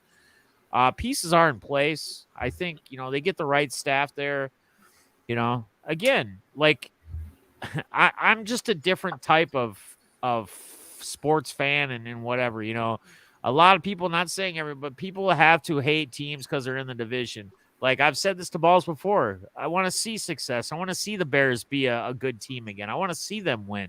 Like as crazy as it sounds, being a Vikings fan, I want our division to be a strong division at the end of the day. I want Aaron Rodgers to be talked upon playing in a tough division like Tom Brady, right? Wink, wink, Brady. But that's what I'm getting at, like in reality. And I think they have a lot there. I really think they have a lot there. It's just they're lacking certain leadership. And Fields, obviously, being young, has to develop yet. And they need to get him another receiver. I don't really know the depths of their offensive line because I don't drill into that much with a lot of those teams. But they need to get that better. And then once they do, Montgomery, yes, he's a great running back. He's an absolute stud. I think Montgomery's a stud. I play him every once in a while in DFS. That should say something. I got how many teams and running backs I can choose from, but I feel like he's a good matchup. Even when not a great offensive line, I'm taking him. So it's there. The pieces are there. They just need to be put together properly, and we run from there. So that's where I'm at on that. Their line, the Bears line's super young, very young. Yeah. Especially they have 2 tackle. They drafted their right and left tackle of the future, hopefully this year, and then even their center and right guard were drafted in the last 2 years. So they're young. Now, young and it's still learning. So it'll be interesting to see how they develop. Right, and Mans has a good point. Like, don't forget they have Edian Jr. that got hurt right away at the beginning of the season in Jacksonville, which we get to see what he's going to do. Edian's going to be more like a Deebo Samuel, I think, honestly. And I think that's when they took him by having James Robinson. And now we just talk about James Robinson as we just lost him beginning of the game yesterday for who knows how long. It's the rest of the season, but who knows how long that's going to carry in next year. But the original plan was to run him as like a specialty or utility back, right? So probably more like a Deebo Samuel, where he'll be playing receiver and also running back, kind of doing that Deebo type deal. So we'll get to some of the other comments. Ground Zero, welcome. I think it's the first time I've seen you in here. I appreciate you being here with us tonight, as everybody else as well. We'll get to your question here in a little bit. We're just going through some of the ones that are already posted from last episode. We got the Boul. Nate, what are your thoughts on the transfer portal? Good or bad for college football? It's a good question. I think it's Brady, good. we'll leave it. This is a good one for you because you're always way up on the college scene.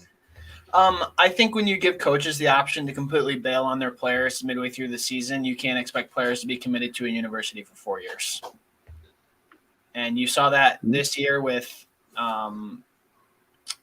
Brian Kelly leaving Notre Dame with them potentially having a playoff spot.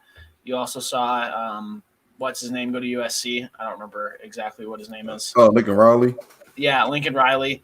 So, I just have a hard time when coaches show such little disregard or just completely disregard players and their commitment over some more money that they can get from another college, making players commit for 4 years to a university. And if they want to move somewhere else to further their education and their sports opportunity, I think they should be able to.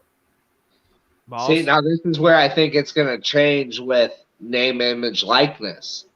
Is now you're committing to a university in a sense where if you want to be paid on some of them deals, a lot of those places are going to have voids in those contracts and things. Sure, your big name players can be able to bounce around and work through that.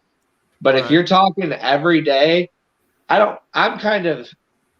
sometimes the transfer portal is a good thing in some instances where a coach, if he leaves, you should have the right to be able to pick a new team or go to a different place and try and play there. What I don't like it for is when you're a quarterback and you lose to the other quarterback in that position. Was it Tua that could have left? Tua could have left Alabama, right? Burrow left. What's that? I mean, Fields left. Yeah, Fields did. Yeah. Burrow left OSU.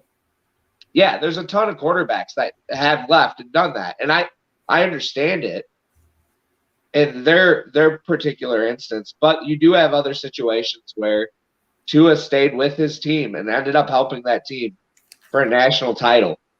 Sometimes I think we just take the easy way out too many times, where I think if you're a bigger name player prospect like that, yeah, you want to play, you're going to move, but and you can't obviously pick and choose who can and who can't.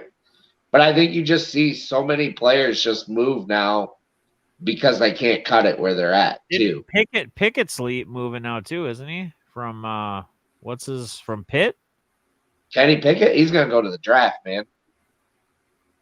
No, he's going to the draft. He's not leaving. Oh, he is the draft. Yeah, Kenny Pickett will probably be the first QB. I thought he said I thought it said something about him transferring.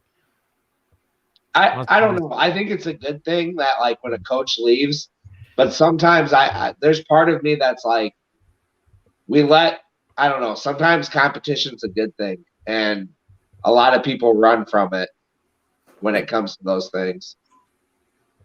I get it. Yep. Yeah. I think you guys pretty much touched on. I mean, there's nothing I need to add to it.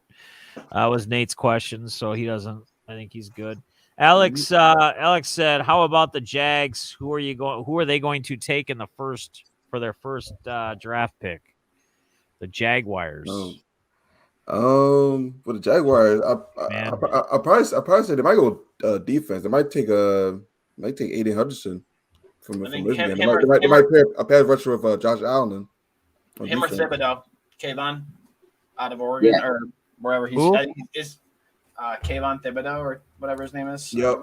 Yeah, that's who I would go with, the defensive end from Oregon. Yeah, it'll be interesting. It'll be him and Aiden at the top. It just kind of depends on who prefers who. Yeah, and the system you're on, right. That will depend a little bit too. Yeah, someone else is transferring to Pitt. It's because Pickett's going. Who is the dude that's transferring? Is a quarterback. Is transferring to Pitt. That's what mixed me up. That's what I was thinking. Pickett was transferring out of there, but somebody's transferring to there, I guess. Oh yeah. What's his name? Yeah. It was a big thing. That's why I was like thinking. It was thinking Pickett because I was thinking Pitt and like. All right, Eric Rattler, was it? Where'd Rattler go? No. Rattler went to It's not Rattler. No. It's not Rattler. USC's former quarterback. Oh yeah, like Kavon Slovis, I think. Yeah, Slovis. There you go. Slovis, yeah, there you go. There you go. All right. Rattler's going to South Carolina. Yeah, and then recently Bo Nix is transferring to Oregon. That's all. There's all sorts of stuff going on. Yeah. Movement. Kyler sucked last night. This was from 2 weeks ago. from Eric Stallings. What's your take on the Rams and Cardinals?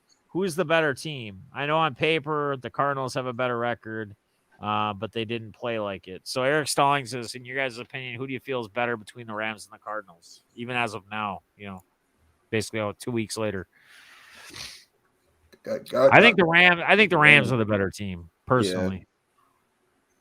If I say gotta go Rams here, I mean, so ever since DeAndre Hopkins went down, the Cardinals' offense has done much. I mean, they can win with Stafford having just a shit game. Yeah, and that's the difference between him being with the Rams and being with the Lions. Like, he can go out and have a one bad performance, like a terrible performance, and they can still pull it out and win it. Yeah, and what's crazy too is the Rams are supposed to get Cam Akers back. Yeah, I saw that. Possibly, like, we don't know how effective he'll be, but that's a crazy turnaround. Especially me being a Bears fan, I look at it. Brady, here's a name you haven't heard in a while: Tariq Cohen. Just disappeared. Had an ACL.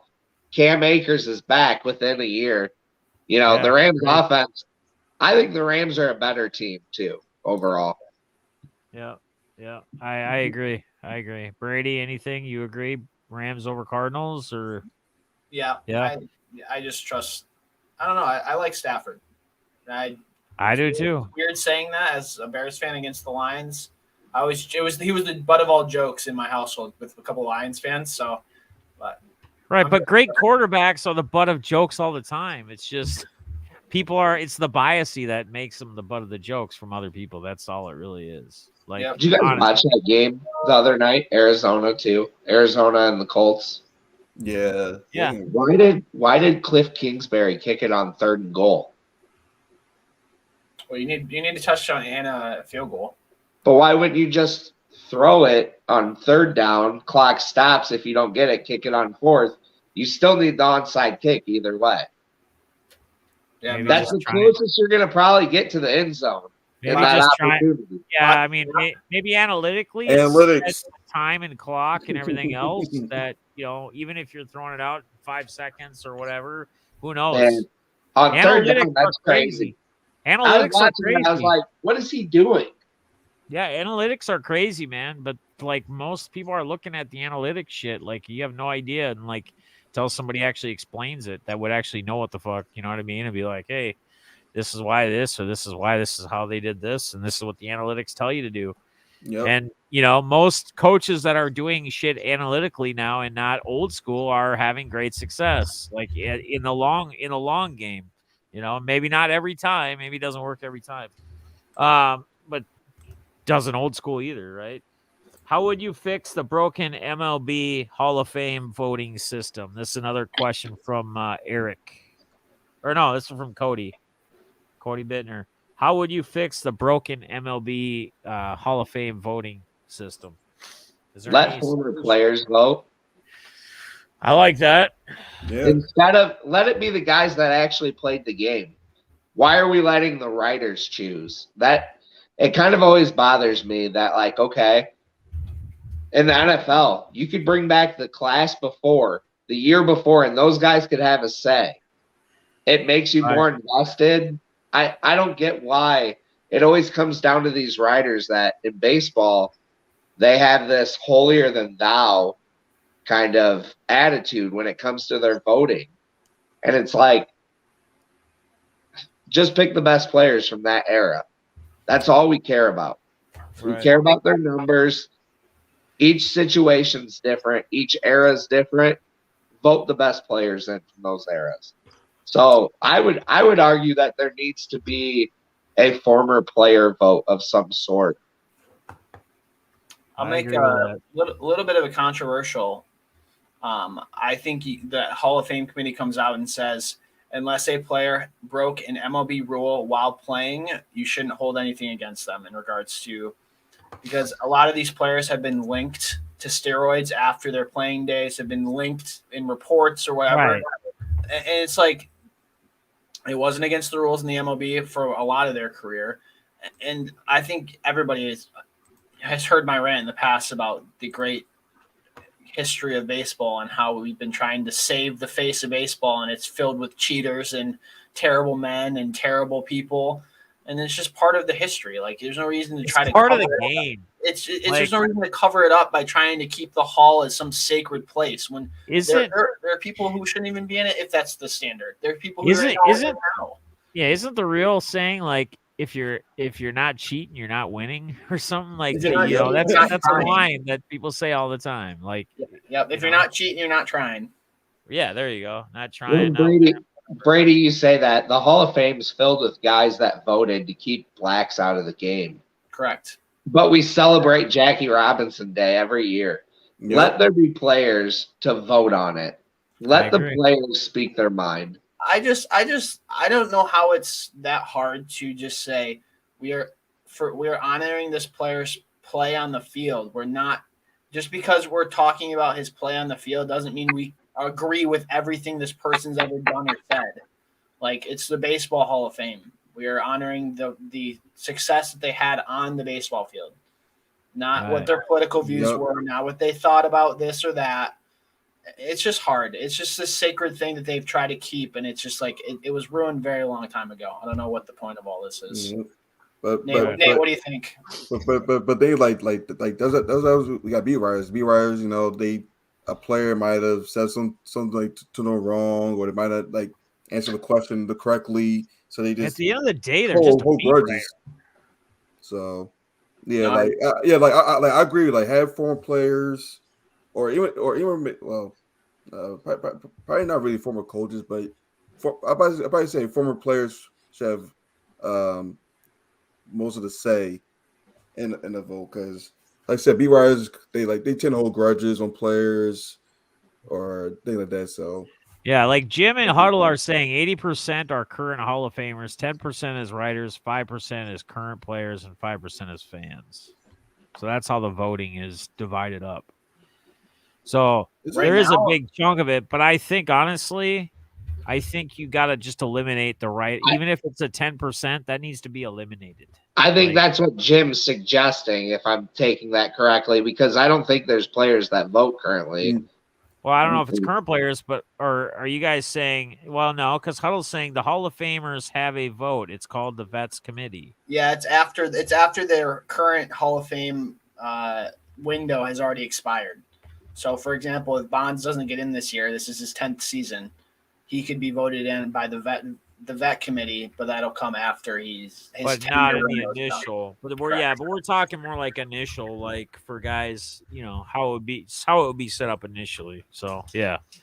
I don't know. I mean, I think we touched on that enough. Yeah. Does Dame Lillard get traded? Well, Goody G said, sorry I missed the live. I had to watch the repeat. Joe Mann says, does Dame Lillard get traded?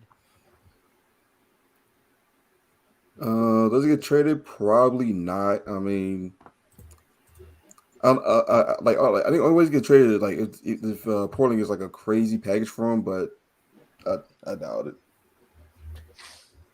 I don't know, man. I still somehow feel like Westbrook gets out of LA and Lillard goes to LA some way somehow.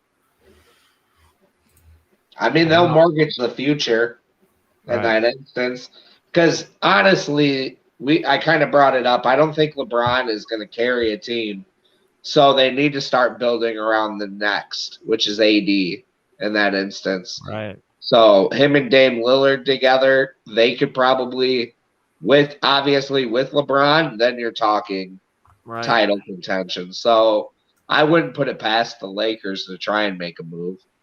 Right. Yep. All right. That was all the questions, comments. Appreciate you guys. Again, if everybody that watches this could drop a comment, question, topic, anything, we'd appreciate it. And also, if everybody would please make sure you smash that thumbs up. I got one more we're going to touch on from Ground Zero. New guy. The first time I think I've seen him in the chat. He may have popped in before, but it's the first time I've recognized him. Usually pretty good at seeing the eyes and who's in. But we appreciate you being here. He says, if the Chinese market slows down due to their current economy, will it impact basketball cards and then drive down prices? It's a pretty good question. So I kind of highlighted back to it. Anybody have a take, anything to add or to address with this question from Ground Zero? I just don't know how much of the market comes from. I know basketball is one of the biggest growing sports around the world.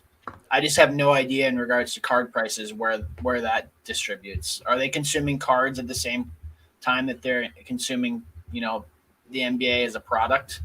That would be my biggest question. I'd love to look into it and kind of see where it all comes down to. But I mean, it makes sense at least, Right? And it's not just China, right?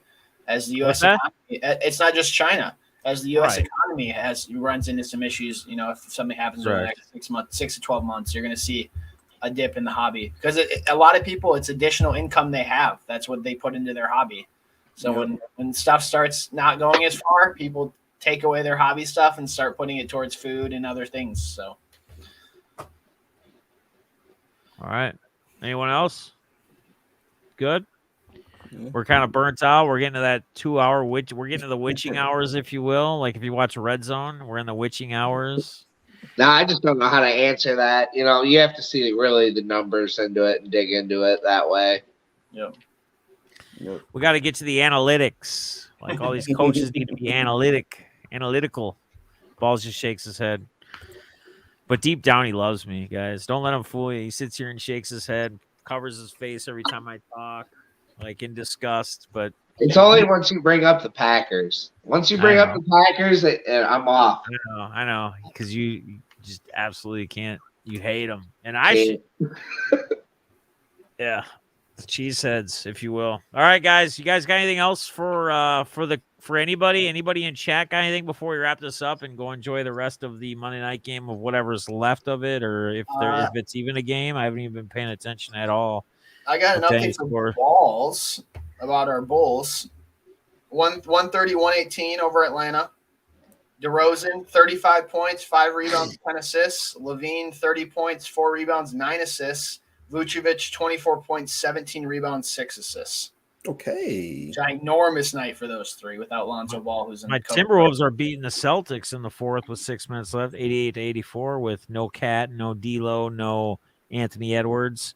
Mm-hmm. That boy Knight I talked about, third center, is 20 points, 9 rebounds, 4 assists, a steal and a block. Not a bad little game. Beasley's about the closest to a starter we have on the court that's playing tonight. They picked up Greg Monroe. Check out Greg. You guys remember Greg Monroe? They signed him to a 10-day contract. Yep. He's been playing in the Euro League. They picked him up. 7 points, 6 rebounds, 4 assists, a steal, and a block. Dude still got a little in him. That is the one thing that's good with COVID. You see a lot of players getting opportunities that maybe they wouldn't have.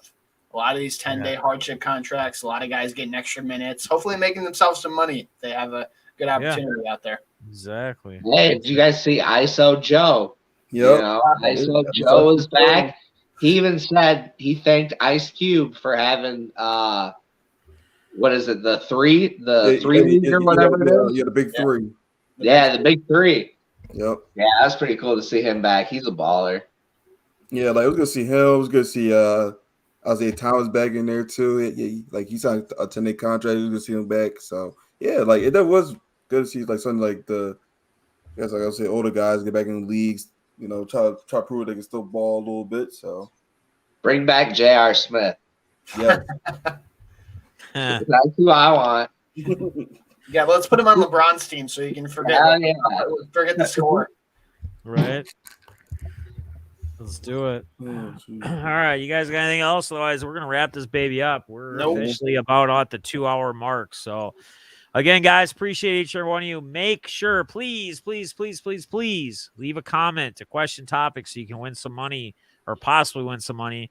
And just help us out. Help out the podcast. We're trying to grow this thing. It's good to see new faces just completely to the channel even pop in here. Like that's good.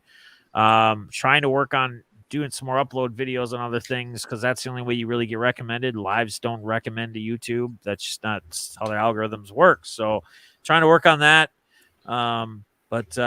Yeah, we obviously appreciate each and every one of you guys for hanging out. We appreciate anybody who's watching this later. It's just fun, man. It's fun to get on here. We're going to try to do some type of hobby style, just like hangout type thing. I don't know when we're going to do it, once a week, once every couple of weeks, once a month, something. where we can just kind of BS. Everybody can BS, come on a panel like this, kind of like we do on our podcast every Monday. Just hang out, BS, and talk cards, talk sports, talk whatever, and just BS. And again, anybody can join us any week. You guys just got to let us know. We love having people on here. We love having guests. Joby One, we love you going in and out and your noises in the background that we got to get irritated about. We love it all, man. We love it all. We work around it. We work through it. So with that being said, we got a little porn, a little link at the end there to finish off the night. So we appreciate you robots out there doing your work, Russian robots, if you will. So until next time, guys. Go Blue. Go Blue, baby. Hey, he's not sporting khakis anymore. According to Brady's dad in the chat, he's no longer wearing khakis. He's wearing blue Dockers, guys. Go get them. We all need to go out and buy some blue Dockers because the whole panel is Team Michigan this week. Oh, yeah, by the way, before I get out of here, go Packers! And the stream.